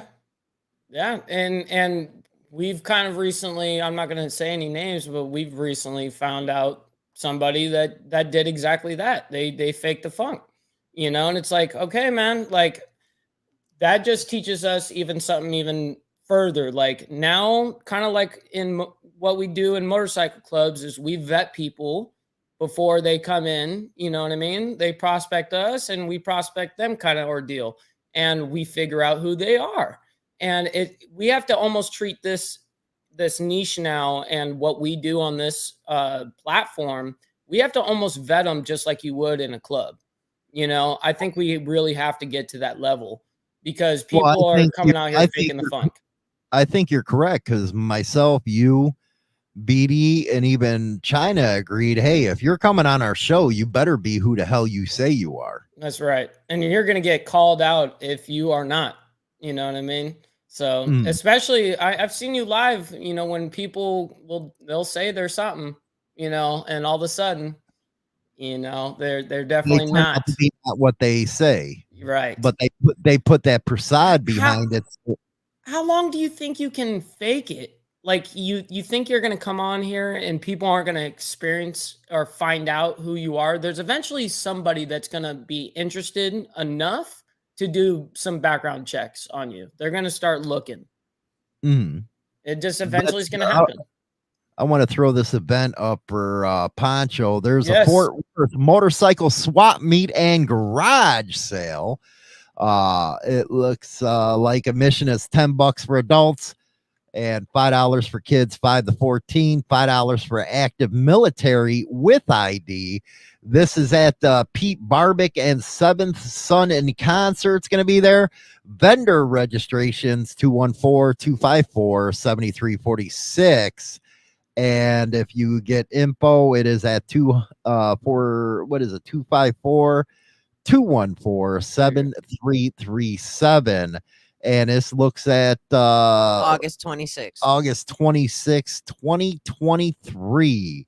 If you have events, you always can send them to myself or China Doll on Instagram. Go ahead, Mike. Yeah, no. So, but I don't know. It's again, it just comes down to these people that think they have platforms and there's zero repercussions for their actions. And they're starting to realize, I think, that for every action, there is going to be an action or, you know, a reaction. And, you know, this club scene is very tight and tight niche. And even forget the club scene. It doesn't matter. These influencers think they're bulletproof and invincible sometimes. And I say influencers, you know, a lot of people think they're bulletproof and they're not. And so people will be highly disrespectful on the internet but then be all, hey man, I'm a fan, in real life. It's so weird how the energy shifts, so it's different. People act totally different online. Oh, they do. They Mhm. do. Oh, big time. They do. China Doll, your thoughts on that? I gotta be a little PC. Yes, you got to be PC on this channel. Well, it's kind of exhausting watching people talk about stuff they have no knowledge of, just because of thinking they know. I guess fakers are Fake never it till gonna. you make it. They fake it till they make it, but guess what? You're gonna be found out. You can't fake it till you make it when people know your history. There are people out there that know the history of some of these influencers. And it's going to get called out. You're going to get called out. And you ain't going to be making it no more. Well, I like what we did do, Mike, and you actually were the one who brought this up with Black Dragon and myself. You do got to vent people, especially when they're coming on your shows. Especially because you're coming on here and they kind of are representing you by association. They're on your platform, and so we have that responsibility to make sure that that is the correct info that's going out there, right? Well, I guarantee, because with the guests on our show, you book our guests and stuff. Right. And you do the venting. Actually, you're there an hour before the show even starts with them. That's right. Yep. I sit there and I talk with them, and I usually do a little just sit back and I ask them a couple of questions about them and who they are and stuff like that. And there's nothing, it's not like a big ordeal with like guests or nothing, but especially, people in our, influencer group. But when we bring people onto the show, for sure, I definitely sit there for about an hour, sometimes even a little earlier if there's more guests than just one. We'll make sure that audio is all good and all that stuff too. But there's a lot of stuff that I sit there and I just chat it up with them and figure out who they are. Right. And you know what? I really appreciate it. Mike booked some guests, man. I'm telling you. Mike, well, you know what? That's a good thing, Steve. And we do. We need more guests like Flex and Classic that come on. Though, you know what? I really love the old timers, and I love that our show does all the positive stuff. Or God forbid I do all the negative during the week. I get freaking irritated with it, and that. That's why I changed the show up where you have a lot of good, and I just breeze past the bad now because it's like, But anyway, those are the type of guests you want, but you want to make sure that they are who they are. Right. And I think, the very first time I think we ever experienced that whole thing was when, not to bring up the past terribly, but Twitch, that guy was like the definition of like this whole movement of fake, Well, what? Let's talk about that 100%, because I caught hell over that interview. Mm-hmm. Because I just said, you know what? You're a jackass. I'm done with you. Right. And I cut that interview. Mm-hmm. And a lot of people thought, well, you should have, I wouldn't have handled it that way, or I wouldn't have cut him off. Well, no, if you're in the scene, why would you give that guy any more opportunity to be an idiot? Well, the thing is once you realize someone is a rat, an informant, whatever, it could be a police officer, it could be whatever. At that point, why would you continue to allow that man to speak? Because everything else that he's going to say is all BS from that point on. So who even cares? It's irrelevant now. Mm-hmm. So yeah, get him off the channel. You did exactly what I would have done, and I respect it. What about you, China? Well, like Steve said, I never seen BD so mad when he was with Twitch. I remember that. He was. I've never seen BD get like so angry ever, and you usually don't get angry during a show. And between the Sometimes I do. between the two of you during that interview, I don't know who was more pissed off. You know, BD, he says he wouldn't have ended it that way, but I am. See, with my interview style, the reason why I do it the way I do is because I want the truth. And if I catch you in something, I'm calling you out right here on the air. And you definitely called him out like hardcore. Yep. And I think BD got a little mad that you did that, but at the same time, the end result is the end result. The guy was a fraud. You got to the bottom of it. That's plain and simple. You got to the bottom of it. You exposed it, boom, and then got him off the show. What's wrong with that? That's with my other interview styles with other guests. Well, if That's they're gonna what fake we're themselves. supposed to be doing. And we're supposed to be getting you the truth. Yeah, we're letting them talk, give their side. But then, well, you're hostile to your guests. No, if they lie, you're getting caught up. Yeah. That's what bikers were supposed to do, damn it. Right. Weren't we built to like call you out and have like responsibility and accountability for your own actions? What, you're going to come in here and try to fake and infiltrate, and then we're going to continue to allow you to be on a biker channel knowing that you're a fake? Why would we continue to allow you to speak? That doesn't make any sense. Or sit there and try and push a book. Again, like, yeah, exactly. It's always a clout chase thing. There it is. Boom. The guy was looking for clout. Always clout. It's lies and manipulation equals money. Well, Always. unfortunately, that's the case. Lies and yeah, Steve. I went hard at Jersey because he was a fake. Yeah. He was a rat, and I'll let you guys know this. There is paperwork, and we haven't shown anything because he's dead and gone, so it really don't matter.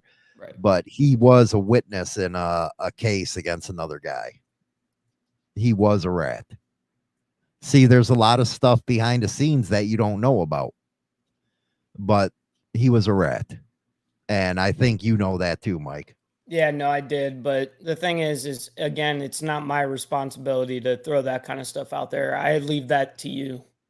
Right. You know, Hollywood, you got a comment from Dibber. Dibs. I knew what was coming with Twitch. As you know, James, I spoke to the U.S. contact about him the night before your interview, was sitting here watching for you to call him out. Was amazing when you did. I appreciate that, Dibs. Dibs is the OG. We all learned from Dibs, and he holds a special place in all our hearts, the older guys. It was something else. But yeah, one thing that people don't understand about how things work, especially with the feds, they will hold your stuff confidentially as long as they can if you're a cooperating witness. And if you're high enough up, they'll actually lie in court about who you were or who you are. Am I right or wrong on that one, Mike? yeah, absolutely. You couldn't say that any better. That was solid. Boom. They will cover that shit up. No, they will. They will cover it as much as possible until the very end, and they're never going to release all of it. They're not going to release any and all of information to the public. They're never going to do that. Or the court themselves. Court themselves, the cops themselves. I mean, there's so much stuff that they're going to hold back that they're always going to hold stuff in their back pocket. Well, you talk about prison politics all the time out in Cali. Yeah, is it or is it not where they stopped putting stuff in people's jackets because they know the inmates check it right away? Oh, absolutely. Absolutely. Now I heard they stopped putting, if they were a cooperating witness, all that stuff in their jackets now because they knew it was checked on. Yeah, no, I couldn't speak on that particular subject because I'm a little ignorant on that. But yeah, no, it's definitely nonstop crazy, and the rest of prison politics is very, very intricate, and especially in California. You know, that's where I live in Southern California. You know, it's prison politics, you know, kind of run the rest of the country, you know, with all that kind of stuff. Mhm. Why do you think, China, that people listen a lot of crap that goes on the net? Why do you think they listen? Is it because they want to be something so bad they need other people to put them at ease to go do it? I think some people just do it. Well, I don't, you know what, to be honest, I have no idea. They're too afraid to go up and approach someone in person. Maybe. What do you think, Mike? Why do they need that assurance from somebody on the internet? It's an insecurity within themselves. So it's, unfortunately, it can be an insecurity and or a jealousy thing. And it's a constant comparison of themselves to somebody else. That is where people are messing up. First step, because you're not focusing on yourself. If you're focusing on yourself and your own mission, you don't have time to hate. That's just the truth. You just have time to just create, do your own thing, keep your head down and focus on you. That is all you can do, is control yourself. I can only control what comes out of my mouth and what I produce out onto the internet. You know what I Right. mean? That it should always be that way, but people don't play by the same standards, and that's okay. But you have to understand that hate will always come from below, and just allow it. Just allow it. What do you think about the TikTok platform with these bikers on it? Not a big fan. You know, that big truth is I hate TikTok in itself. I just upload and then I don't scroll on it because I know it's just full of fakes. So I'm not going to even be on the program. I'm not there to be entertained to watch a fake. I don't care about that. If I'm going to watch something, I want to be educated on something rather. You know, I'd rather watch like a documentary than watch some stupid guy talk about something that he has no idea about. And 'Cause that's it's what we're seeing a lot. entertaining. You Yeah, know, that's 'cause- what we're seeing a lot now. exactly. That clout chase. Well, as a woman, let's take it as a woman's point of view now. What, one that kind of lives on TikTok? No, not TikTok. I'm talking about as a woman. We're talking about fakes and all that stuff. And I know there is this disconnect in the biker scene between rubs and those that actually live this life. As a woman, Mm-hmm. you went to that meet and greet with Adam, Yeah. and he got pissed off because I showed up and everybody started coming by me. Yes. But did you know the crowd that came by me? It was all the graybeards. It was all the guys that you knew were for real. Yeah. And most of the rubs stayed over by him. Yes. What is your thoughts on what happened there and the two groups that formed? Well, other than the fact that he turns out to be a real douche, I was the one that waited in line because why should I go, chase after Hollywood when I can see him whenever I want? But I did notice while I was waiting in line, I was probably like the sixth person in line to get to meet him. I was sixth person in. And I looked over to my right, and there's Hollywood in the center of a bunch of graybeards. And they're all communicating with him. And I seen Adam look over, and he got this, like, really pissed off look on his face. Like, hey, this is my thing. What are you doing? Well, for one, Harley Kegel actually asked Hollywood to be there. So he showed up. And for two, I wanted to meet this guy that was such a big deal that it turned out to be a douchebag. And little did I know, when I got up to the front of the line and I did introduce myself as, China Doll, I'm Hollywood's old lady from Insane Throttle. And he treated me like a piece of crap because Hollywood was getting more attention. And that's kind of douchey. What do you think about this, Mike, with Diver? And I think, and this is something I've said a million times, have I or have I not, people? personally, I think it's time the MC should all ban members from having it on their devices and never be seen on there in their club colors. I have never seen a platform where people have their club colors on that damn platform. But I think there's a difference when they're wearing their club colors, because So- some people wear them when they're just riding. Yeah, And that's it. That's all they do is ride in their videos. and that's fine if you're just riding. But the others, they go a little too far. Go ahead, Mike. I was going to say it's really hard when it's one thing if you're sitting there riding and you're in your colors and you're riding, I can't really put that down.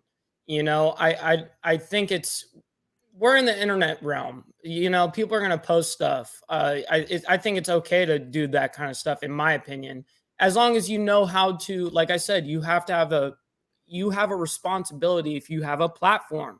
But if you're sitting there in your club colors, you have even that much more of a responsibility, because now you're representing an entire nation while talking, so that's the problem is people that haven't, like for me, I did an interview, but I did an interview in my club colors, for instance, but I had gotten all of the approval through not only national, but international to do all of it. And then all of it was reviewed after it was produced. And then once it was approved by the club, then we put it out. You know what I mean? That's a for instance of doing it, in my opinion, the correct way. But what about giving advice? I don't think they should. I think the first thing they should say is, when somebody, because they're in their club colors, say, hey, come up to one of us, introduce yourself, and ask us in person. I don't think they should be giving club advice in club colors. Negative. And you said it probably the best right there, is that's the most you should probably say while you're in your colors. If you're going to be putting yourself online and saying something in your colors, hey, just come up to us in person. If you're interested, come up to us in person, buy some beer or something, whatever. Could be whatever it could say. I think people also don't realize when they're doing that stuff in their colors on TikTok or whatever platform they're choosing, it varies from state to state. And region to region, and club to club, and city to city. Not everything's the same. So what you're telling somebody, and you're out in Texas, could be totally different to somebody that's in New York. And so people are going to get the wrong ideas because it's a different location. And I think because of my age, I always believed that you didn't give the feds any help in identifying or validating you. Now it is and that's something I've been waking up to. It is the internet age. Come on. Mm-hmm. And this is going to be hard to believe for everybody, but us as creators know it. Major clubs are recruiting off the internet. Major clubs. They're doing it behind the scenes. Basically, if you do know a guy, I guarantee you, if you see those guys on TikToks that are in majors, they're getting 1 million emails or messages. Hey, how can I join? And behind the scenes, they're saying, hey, we're going to have an open house here, or we're going to be over there. They still put them through the whole process, but that's recruiting off the internet, is it not, Mike? Yeah, no. And that's why I've said the new set is online. The new set is online, and people really have this struggle of accepting that. And it's hard because the new set is online. And I know to me, it's even weird, and I'm of this generation that was a part of it, I guess, and even to me, it's weird because it wasn't off of social media that I, was a part of my club. You know what I mean? It had zero to do with social media. So that's what's interesting, how that works now. The new set is online. Well, it is. And like I said, if people are banging on other clubs for doing it, you're in the wrong, because I know the top 5 do it. We all know that, Mike. Yeah, that's the truth. It's behind the scenes. They give it's not no longer where I say walk up to one of them and introduce yourself. Now it is going and messaging somebody, that's basically the new handshake, and introducing yourself Yeah, is come online. direct message me and direct message this guy and talk to him. And then after you talk to him, maybe there'll be a meetup for you to do a hang around process over here. That's we all That's know how, how this works. that's how all it is. But then you got the keyboard warriors, naysayers that come on. Well, they don't do that. Oh yeah, they do. Yeah, they're just stuck in I don't know what time zone because it's the internet realm. Where do you think they're not recruiting at these little tiny bars? You know what I mean? With like two bikers there. That's not how they're recruiting anymore. I mean, sometimes, yeah, At all it the time, happens, coming but straight off the internet now. the internet is where you get the majority of your people nowadays. Yeah, Scott, we talked about the double murder of BD's family. Actually had BD on the show. And Sunday by the night. way, the Mike and Hollywood show is going to be on Sundays at 7 because everybody's been asking for that day. But yeah, he was on the other night. He was And- on Sunday night. And I think Mike's correct, China, that it is all online now, or apps, because even if you look at a dating type of deal, that's where everybody dates now. Yeah. Same thing. What's your number? We'll text. But when you talk about personal responsibility, Mike, Hmm. they should, because they know what they're doing in the back. Well, yeah, that's the problem is the weird thing is seeing these guys do, let's just say, where they're on TikTok doing these crazy videos, how they're not getting any of these repercussions from said clubs, that they're in. Now, a lot of them, I don't even know the clubs, that's why I don't even pay attention to any of that. I don't even pay attention to You know what? One TikTok video, at all. one video I would like to see Dibber in the wind do. Yeah. One video I like to see him do is, because us Americans now, there's a lot of internet stuff, but you will not find that in the English scene. I would really love to see him do a video and talk about it, about how the English scene differs from the United States scene as far as social media is concerned. I wouldn't be surprised if there is a lot of it over there too. We're in a social media world, and I'm not saying that it would be to our extent, because I know that their side they are run super tight. I understand, I get it, but I wouldn't be surprised either that some of the other clubs are probably doing that as well, because it gets a lot of people's attention. And a lot of these clubs are looking for what? Numbers and money. Numbers and money is right. But if you look at the protocols that they have compared to here, I think we'd actually be able to learn something from the Europeans, because they are so sticklers for them protocols, where they're kind of like it's 1970 and 80s over there compared to where we're at now.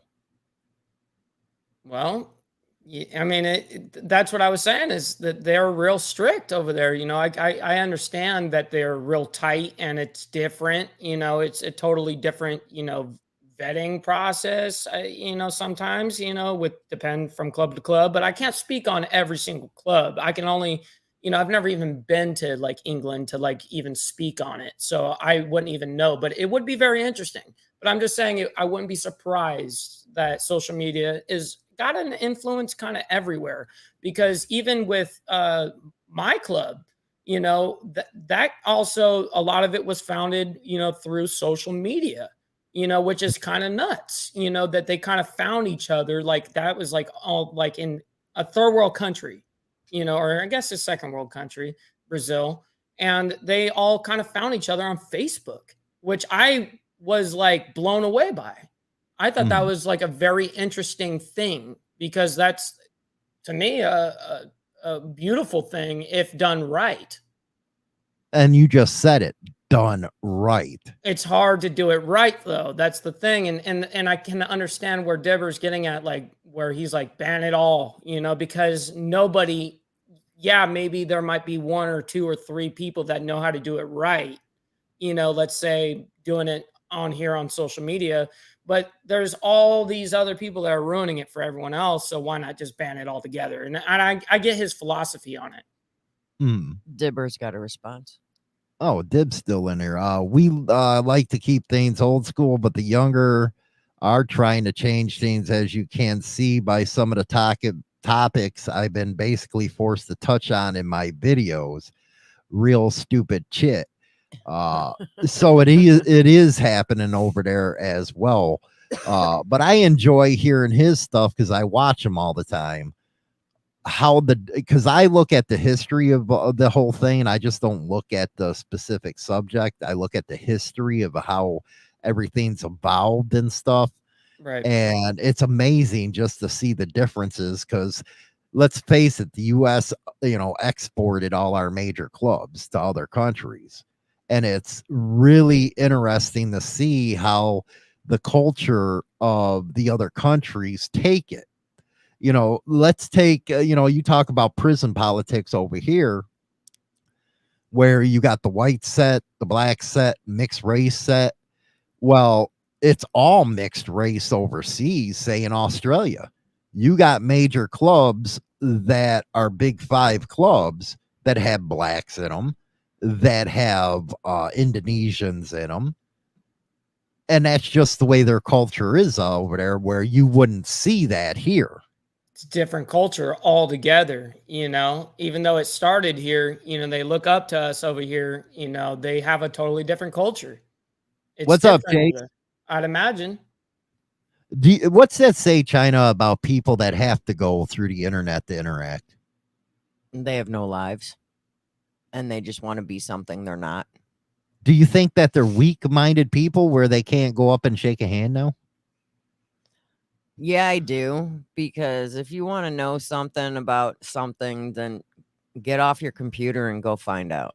Well, I'm not only talking about clubs. I'm talking about life, everything. life in general. And you want to meet somebody, I get it. The new thing is the internet, with their little apps. But why don't you just go out and meet people? Eyes are to the window of the soul. That's why shaking a hand, skin to skin, not glove to glove. It's the senses. It's like the five senses, right? But it's like you're shaking the man's hand. You look at the guy. You take off your shades so you can actually look into his freaking eyes, see what he's about, see if he's bullshitting you. And you can't see that in a DM on Instagram or some off whatever email. You can't tell from that. And when you're going from any of that, when you're going through an app, let's just say like a dating app, Mike got lucky. There are those that get lucky. Okay, I'm gonna say it. You got lucky. But there's people that are on there that are pretending to be something they're not. And then, of course, what is it? The catfishing. You meet these people in person, they're totally not who they say they are. But isn't it so much easier to just walk up to somebody, at a freaking grocery store? You like somebody, you go up and say hi. Stop being shy. What would you want to say, Mike, and be brutally honest here? Sure. To those that want to fake it to make it as creators? Don't waste your time. If you're gonna do that, go ahead and plan on, being the Island Boys, basically, who they, doing anything for clout. Do anything for clout at that point, sniffing salt and do all sorts of stuff, because at the end of the day, that's what you're going to be left with. Because you probably, if you're faking the funk, you're not going to be able to have enough topics to even retain said, content. If you don't even know the content that you're speaking on, how are you going to create it? So, well, that's what Black Dragon said. Right. Was all you're doing is regurgitating. Mm-hmm. Yeah, it happens a lot. It happens a lot and we've seen it. It's very I don't know, evident. And you can actually tell when people are doing it because all they're doing is giving, how can I say it? Freaking Going the same angle. It's like the same exact same angle. angle. You know, it's almost the exact same angle and it's like presented the same way, you know? Right. And yeah, it's like, okay, where's the originality, even if you're going to do it yourself? Well, no, you can tell that's why they're faking is because they have to use generalities in their videos. Right. And Right. I do feel sorry for a lot of people that have to go through this type of stuff where they don't know when somebody's faking it. You know, I'm going to try to get BD on the show here. I'm going to call him up and put him up.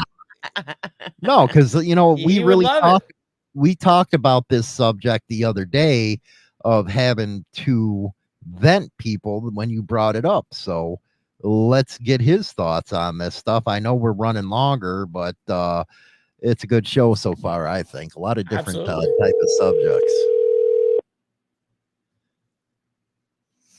Or he's on air. Hello. Hey, what's up, man? You're on the show with me, Mike, and China, man. And we wanted to get your insight because you're one of the older ones. We actually got I'm not doing this. We got we got Dibber in the wind in here, and we know we learned from Dibber. And what we're talking about is influencers that fake it to make it. And I thought you were talking about something else. No, this is not a gotcha call, okay? We got you. I thought you were calling me to talk about the fight on the pier yesterday. No, not that one. But this is kind of a serious subject, and you know, we had a conversation, you, me, and Mike, about having to vet people before we bring them on our shows, and. Right. Other creators as well, we should vent them. And I wanted to get your thoughts on that, of how everything's going, because the niche that we're in could get people really hurt. Right.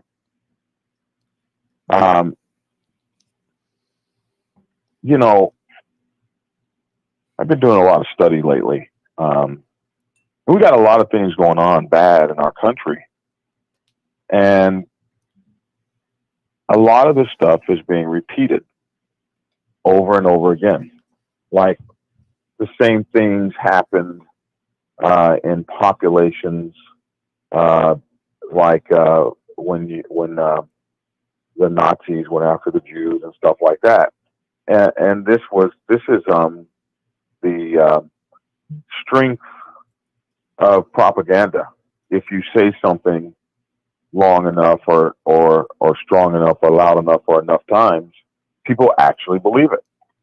And so those people who have always been good at creating an image, tough guy image, outlaw biker, whatever, those people that are good at that can gather attention and really fool people for a very long time. So, you know, everybody from my age, my day and time, watched the Fonz. And before I knew anything about a biker at all, the Fonz was my image of a biker. And he was the coolest thing in the world. And he absolutely knew probably not a damn thing about being a biker, the way that I've come to know it. But he was on that television every week. And so that's what happens when some of these creators, they're very dynamic personalities. It takes that kind of a person to get on a show and represent himself as something that he may or may not be. Now, we as creators who have been the real thing, we can often be mesmerized by these people too. And we have been by some of the people that we've allowed on the air without properly vetting them. And this is our fault. Like, I'll never forget the Twitch interview where I went to his webpage and I went to his Facebook page. I watched his videos. I thought that I had kind of vetted this person, and he came on the show and just absolutely, it was an absolute meltdown. So we have to trust but verify, as Khrushchev said. We have to trust but verify. We have to figure out how not to perpetuate these folks ourselves, because once we give them the green light, like Diver gave us the green light, he gave us the thumbs up. He was the reigning king, and he moved over and allowed us in his space, and we've done that too. And sometimes it has completely backfired. Oh, don't get it twisted. Diver still kicks us in the ass if we screw up. Oh, absolutely. and doesn't mind doing it. And that's the other thing. We've always been able to accept criticism.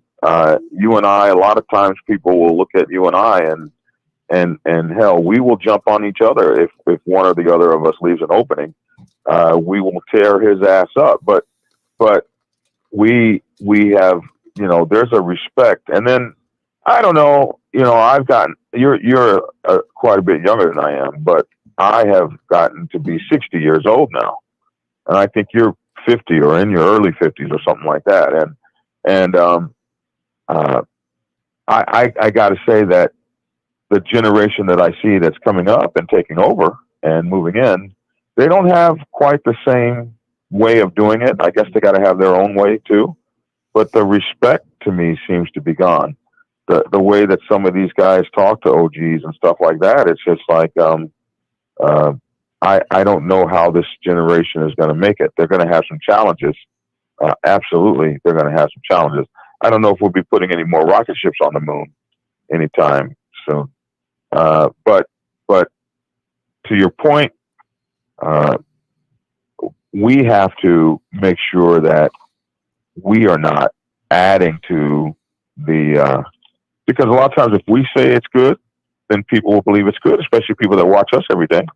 So we have to make sure that we have some standards, and maybe we need to initiate a prospect period before we give you the blessing, because mostly in your case, because you're the guy who gives everybody a chance.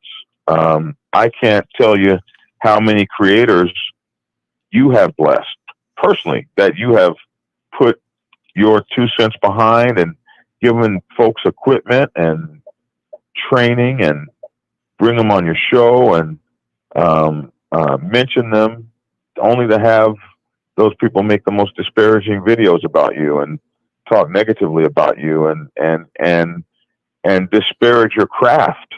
Like, you knew I was a biker news channel when you started screwing with me.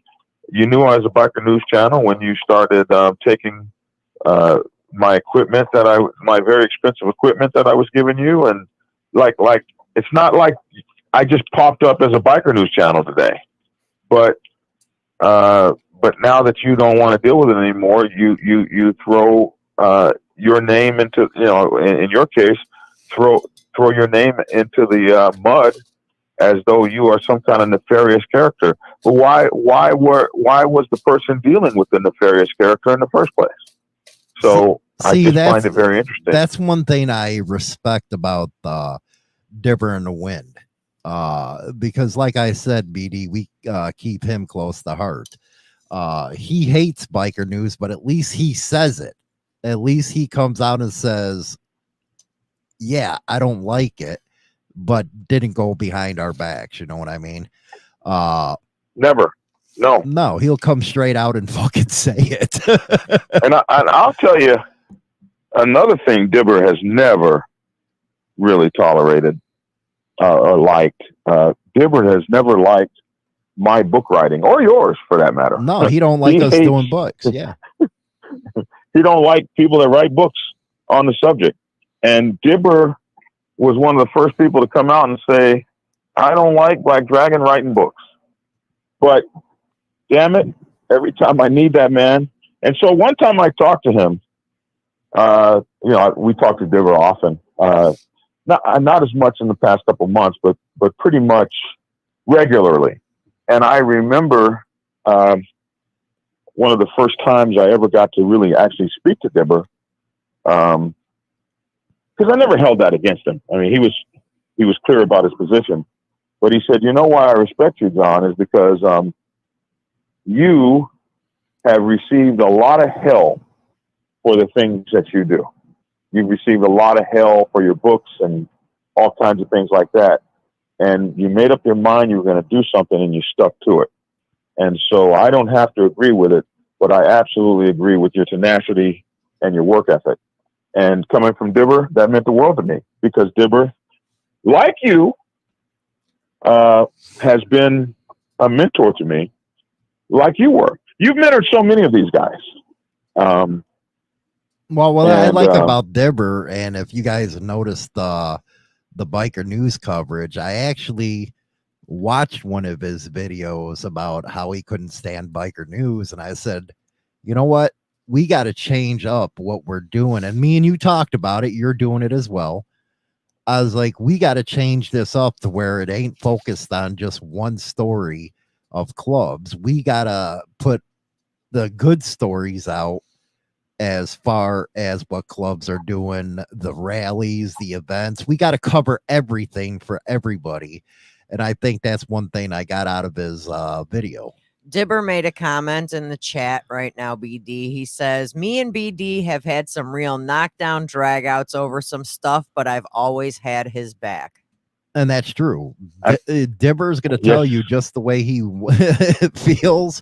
And I think that's us. We've been doing it a long time, but he's been doing it forever. And I think that's why we look up to him. Well, Dibber is there's the reason I got into this. I saw his very famous video about oh my God, the patches, oh my goodness, Sons of Anarchy patch. And when I watched him do it, I was absolutely mesmerized. I didn't know that there was a genre of being a content creator that I could be in, especially at my age. I was old when I started, and I was like, well, I know about a little something about that kind of stuff. I could talk about that. And I just began watching them, and I was mesmerized. Then when I met you, Hollywood, there was a guy who would do news stories about African-American news. And I always wanted to do what that guy did, but I didn't have any news stories. It wasn't something I was really particularly thinking about. And then I saw you with the biker angle, and you were doing biker news. And I said, that's it. That's what I want to do. So I watched other people, but I came to you guys to learn. Remember the first time Dibber ever responded to me? Man, I was like a little kid jumping up and down. Oh my God, Dibber talked to me. Oh my God, he talked to me. I can't believe Dibber talked to me. You seldom get to meet your heroes. Now, I made a movie once called Biker Boys with all these movie stars, and I got a chance to hang out with Lawrence Fishburne a little bit and other guys, Kid Rock and folks like that. And so I did happen to have in my life an opportunity to sit down and speak and consult with and meet with and hang out with some A-list actors. But those guys were never like on the level of someone to me, like a Dibber, who knew, and then he was from a whole different country.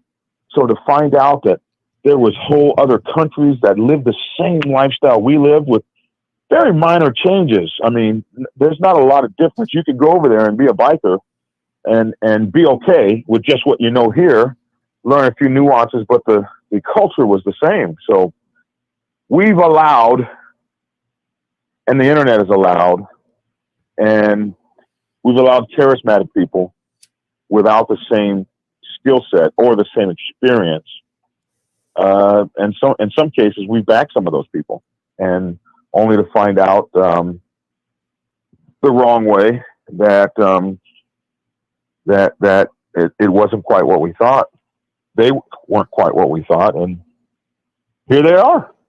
They're probably here to stay. But I think the other thing to recognize is that our niche is so small that everybody's watching every one of us. The same people that watch someone I don't like, they watch someone I do like, and they watch someone and they watch me, and they watch you, and they watch Dipper. They watch us all. So they will be able to pick and choose what is righteous. And the thing you and I decided, and now Mike Ball, is that if we were going to do news, that we were going to have a level of competency in it, a level of research, a level of fairness. And we have now found that the big clubs will actually call us up and utilize us when and where and in as much as they can. They have given us interviews they won't give anybody. They have sent us information that they won't send anyone. I have a lady right now whose husband is in some bad stuff, and she called me directly, and I've had clubs call me, and so maybe we're making.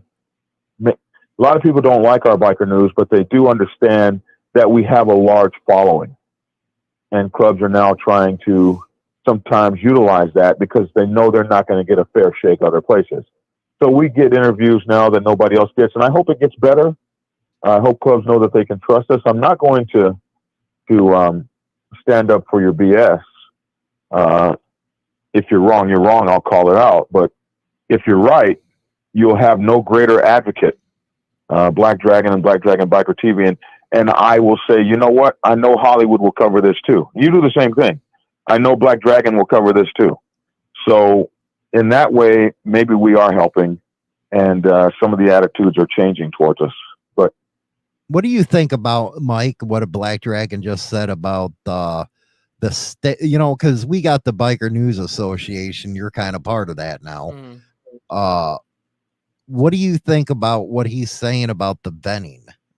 How important it now is, and how do we put it out? Because I'm tired of the drama on the internet between creators. Do we just focus on us and let all the noise go? Yeah, absolutely. Well, and I'm not saying that selfishly. I'm saying that objectively. If I were in this picture or if I were out of this picture, I would be saying, close off for a minute. You know what I mean? And if you do have anybody that's going to be coming on as like a co-host or whatever, whoever you're bringing on, it's definitely, we have to know who you are, because like I said, we have a responsibility with these platforms that we have. And the amount of people, as BD said, there's a lot of people that watch us. The more people that watch us than people think or even may give credit to. So, yeah, he's very spot on all this. Well, I'm going to go to BD in a sec about the silent majority because he speaks about it a lot. Your thoughts, China, about some of this stuff, about having more accountability as far as the platform and the information that we put out? Well, I like the fact that you guys are doing your due diligence and researching who you're having on your show.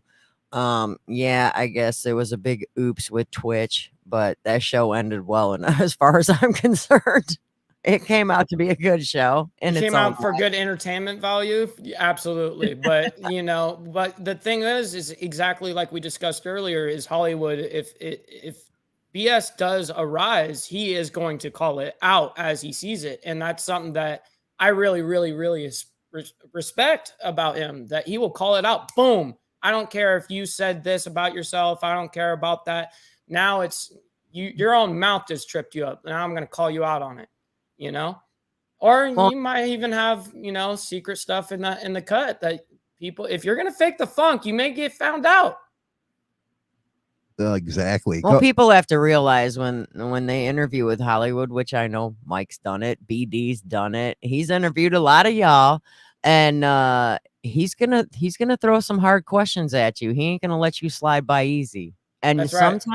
sometimes these people that he has on, they throw themselves under the bus, and he'll just let them roll with it, and he'll call you out on it. Well, that's one thing I've noticed about BD is he's starting to get like that. What has changed with you? I've noticed a change for the last 6 months with you. I think in the beginning, I just wanted to be liked by everyone. And I just wanted to be accepted for my work and for my, I think I had more of a focus towards being liked. And I found, just like when I was a national president of a motorcycle club, that you just ain't fixing to please all the people. And so I've gotten to a point now, I realize that just as many people, that probably my haters watch me more than my damn followers, or as much. And they're going to be there no matter what you do. It doesn't matter whether you're, the premier of or the prime minister of Britain. It doesn't matter which one you are, Tony Blair or the one that took over after him, or the one that's the prime minister now. It doesn't matter whether you're Barack Obama, Hillary Clinton, Donald Trump. The most you're going to get, or even Jesus Christ, the most you're going to get is about 50%. And then the other 50% are going to hate your ass. Mm-hmm. And that is the bottom line. Well, let's talk about that, BD, because one thing that really upset me is you were getting sandbagged or messed with really hardcore. I think it was last week or the week before. And you brought it up. You are or were a national president of an old ass club, 1970s. And you had people coming after you because they would say, well, why are you talking on 1%er stuff? You're not a 1%er. And I don't think people understand how many 1%ers you've dealt with and actually had to go through the process of opening chapters and negotiating at a table with them. And that shows the ignorance of a lot of people out there. Well, it's what I call rah-rah. It's rah-rah runs our countries now. Rah-rah is what, I often go back. I've been doing a lot of study here lately on the Holocaust. For some reason, it has come up. And I just wanted to go back and do my own research. And I've been looking at the propaganda films and the rah-rah people use to try to exterminate a whole group of people. And it's all slogans and bullshit and rah-rah. So somebody says, Black Dragon is talking about 1%ers. And you don't have to hear anything else. That's all you got to hear. And if you're certain people, you don't ask any question beyond that. It's rah-rah. All you live your life by slogans and symbols and he talked about 1%ers. He's wrong. Where no one says, well, what did he say? Well, someone asked him.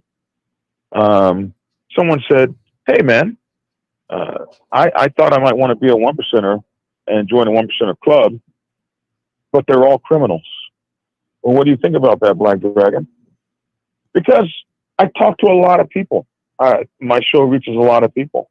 So I say, well, you know something? I happen to know. I can't tell you what goes on in a 1%er club, but I can tell you that I know a lot of 1%ers, and I have had to deal with thousands of them.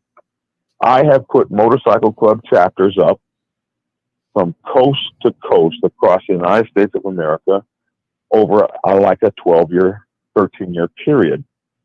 So every flavor of 1%er out there in the United States of America, whether it's a big club, small club, local club, national club, I've had to deal with in one way or the other. And I can tell you that not every one of those people that I met was a criminal. So I did that video. By the way, So, BD Dibber says he's going to give you a call later. He has some stuff about that topic that will make your head wobble. Okay, cool. Yeah. Holler at me, Dibber. I'd like to talk to you. So when I made that video, and so the truth of the matter is, I actually wasn't talking about them particularly at all. My comment was, they're not all criminals. So somebody comes up and says, you were talking about 1%. And everybody jumps on it like crazy. The fact of the matter is, I never talk about the inner workings of 1%er clubs. I do talk about how we have to interact with them. I really don't want to fucking talk about their asses at all. To be honest, every time I turn around, they're at my function. They're in my face. They're in all of our 99% faces. They don't seem to just go do their own thing like they used to. So you got to talk. People want to know, how do I not have any shit with these guys? How do I get along? What do I need to do that keeps me from having to be harassed, molested, picked on, my colors taken, and things like that? And we're going to talk about that among ourselves. If I'm going to move into a neighborhood, I might ask you, the guy that already lives there. So these are the things we talk about. We don't talk about their ass. Don't want to. I don't wake up and Black Dragon's trying to be a 1%er. Listen, no, never tried to get a diamond.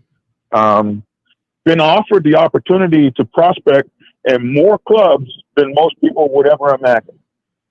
But I found a different way to travel, and I'm pleased with that.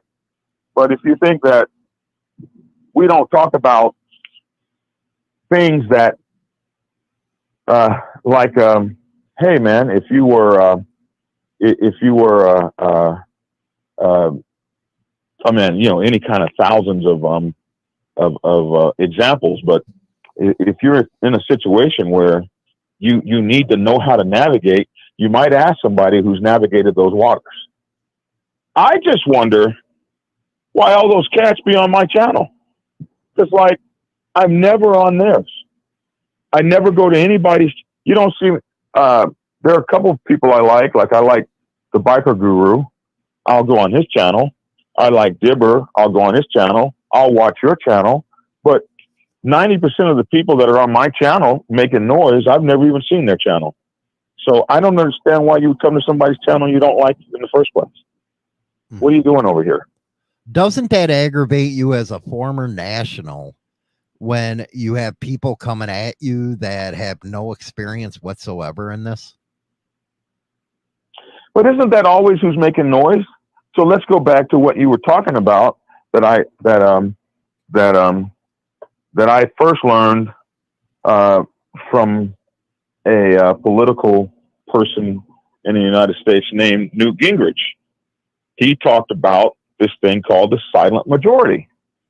And I was like, well, what the hell is the silent majority?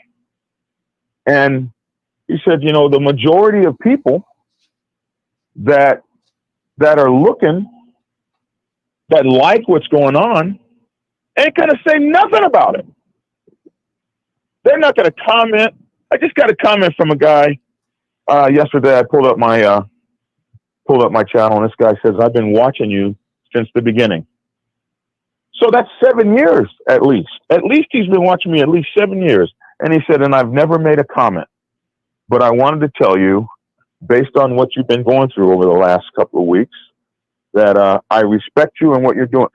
I've never heard from this guy. 7 freaking years. How many of those are out there? More. That's the silent majority.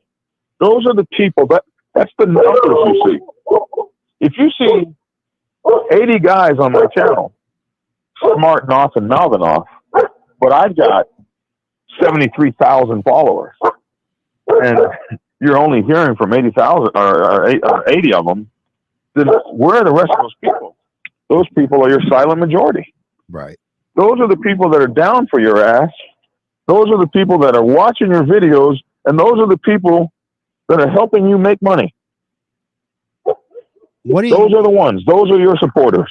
So you said I've gotten tougher lately. That's because I have started to focus on the silent majority, on the people who watch my show continuously, day in, day out. They're not going to ever say a word. They vote with their feet. And the fact that they got feet and butts in the seat and feet in the stadium, you know you're working. You know you are taking care of the folks that are taking care of you. By the way, we got China Doll over here. She is still here, but she's just listening. Mike, what did you think about what happened and what BD was going through the last couple weeks? I feel terrible for him. I feel terrible that anybody would, and he's right about this rah-rah thing. It's true, and it's quite scary about how public opinion can be swayed so easily by, let's just say, a stupid AI video. It wouldn't even come out of a real person's mouth. It could just be said, and then it's fact to other people. And it's kind of the theory, the squeak grease, right? It's these people that are gonna scream and make a problem, and then people will think that, and then you have your silent majority that can also get swayed too, which is just something you don't want. And so sometimes, yeah, you do have to clear up your name, and sometimes you do have to come up and say, hey, this is you guys got it twisted, for instance, or whatever. But as I've said, especially with hate comments and all of that stuff, and I've said this to BD, and I think I've said this on this channel various times, is I'm not going to take anything personal from anyone I'm not personal with. You know what I mean? So if I get a negative comment, why would I take anything personal from a SpongeBob profile picture with 13 followers? Why would I care what that person's got to say? Unless it's got love and support behind it, why would I care? You only give power to the words that you allow to give power to. You know what I mean? So that it's like you can say that you're going to kill me. You can say that I can take my leg and shove it up my ass. You could say all this stuff about me, and guess what? It's going to do zero to me. And that's the best part.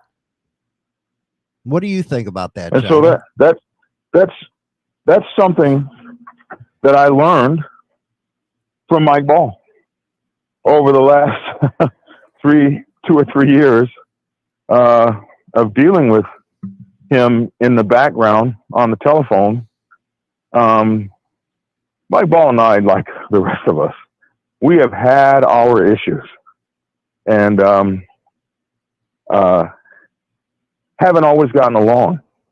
One thing about that young man is, man, I don't give a damn how hard we fought.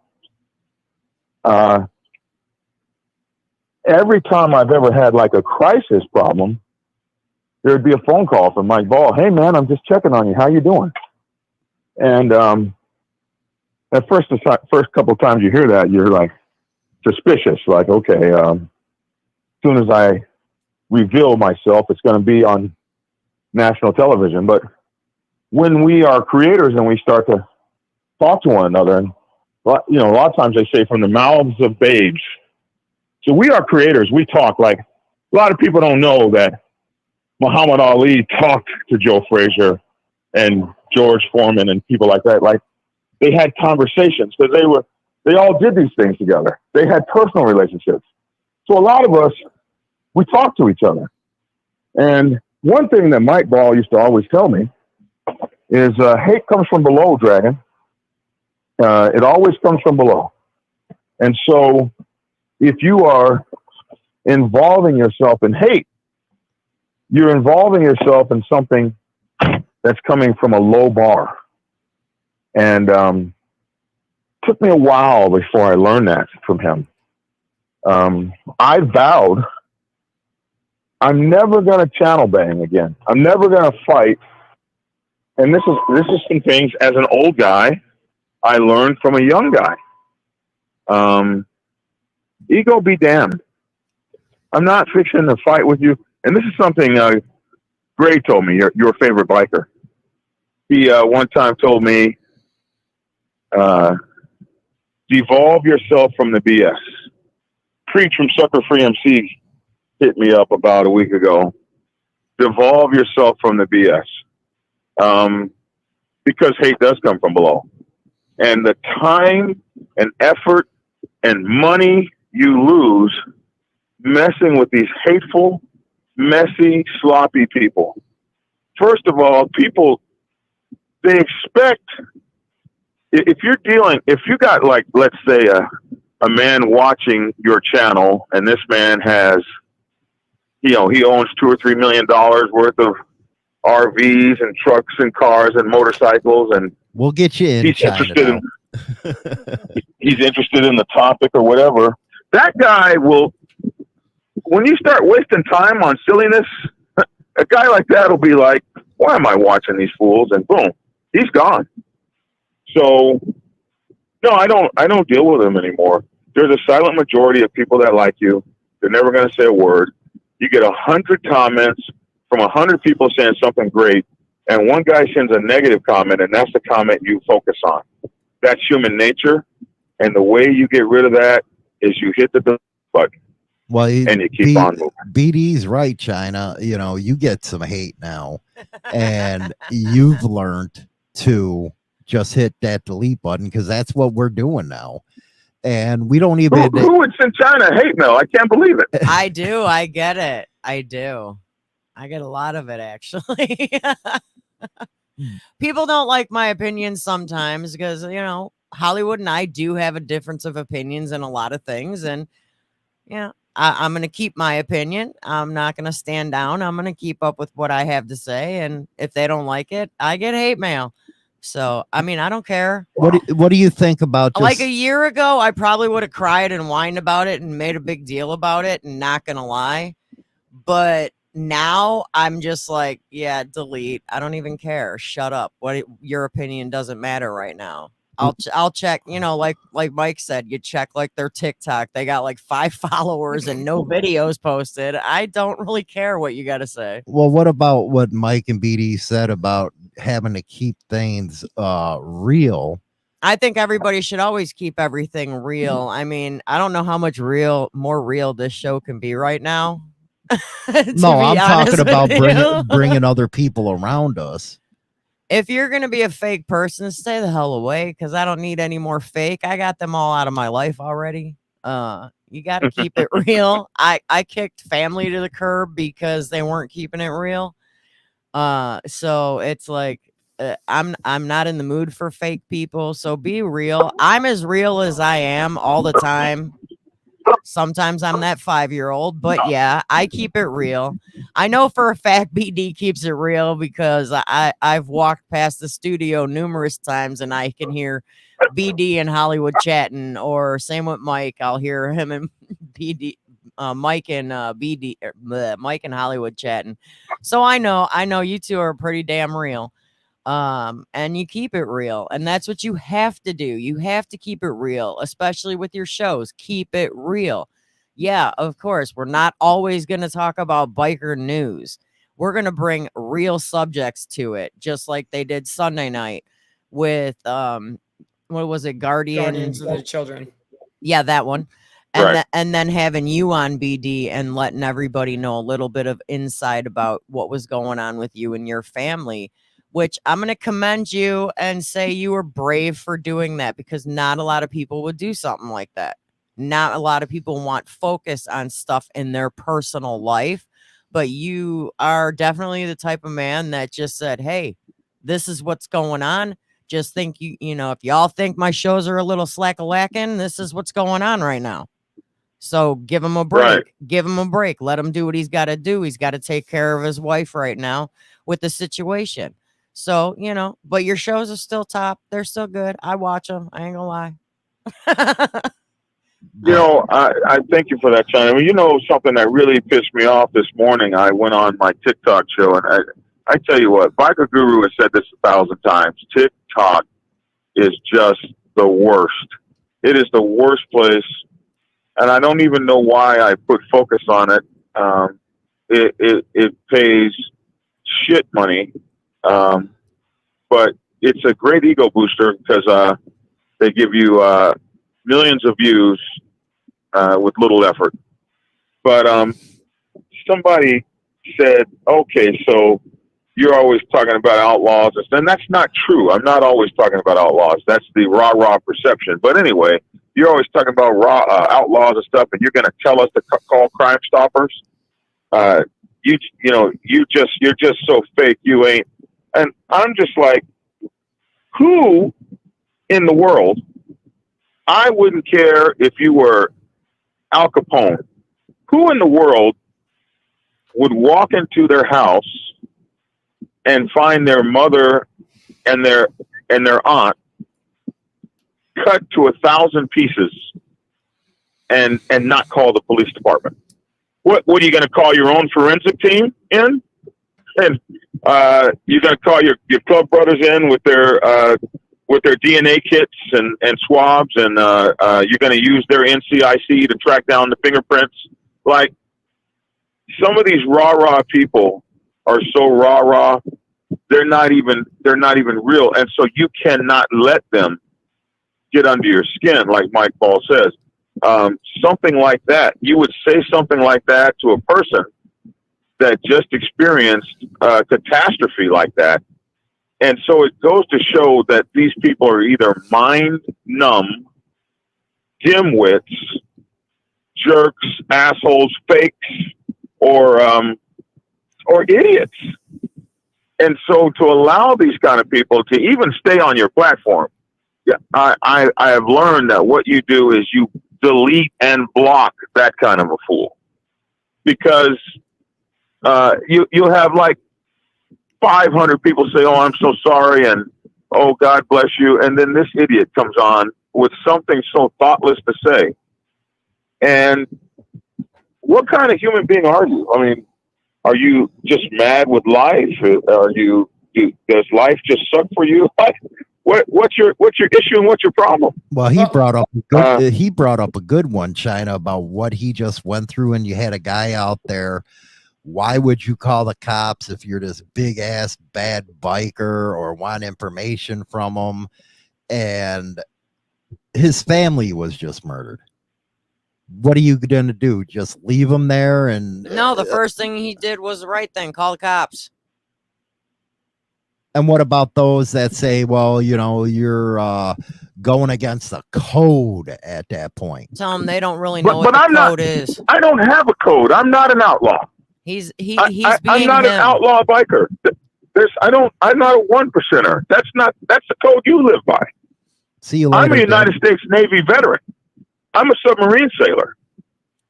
I'm a former search and rescue operator. But you know, above all things, BD, you're freaking human. And I don't think, you know what? Yeah. I don't even think Mike Outlaws would live by something like that. They see their family murdered. No. What are you going to go to do? Grab a shovel and that's what I was about to say. What are you going to do? Drag them down yourself, and then you're going to dig the hole. Start a fire in the house so nobody knows what happened. No, come on, man. Come on. No, you're going to call the cops because you want to find the person who did it.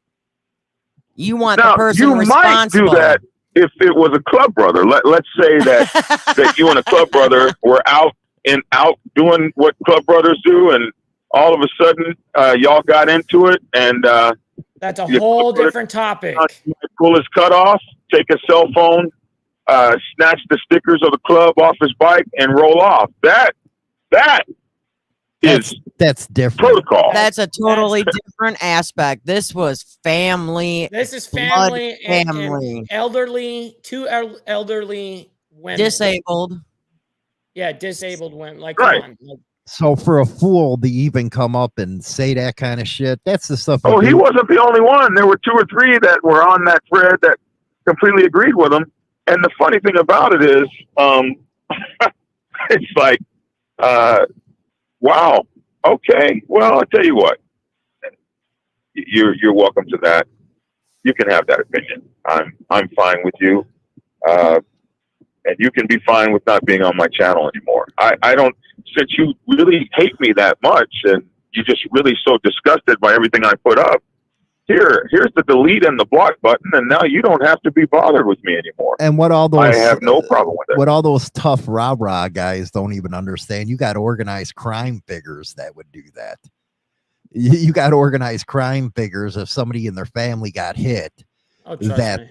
They're calling the feds or calling the cops. Come on, don't be fucking stupid. And regarding to this hate, you know, and BD, I gotta say something regarding it. You know, you notice how I'm sure you've had a million amazing, loving comments, and isn't it weird how the piercing of the hate will come through, and it's even coming through where we're speaking about it right this second onto this channel, right?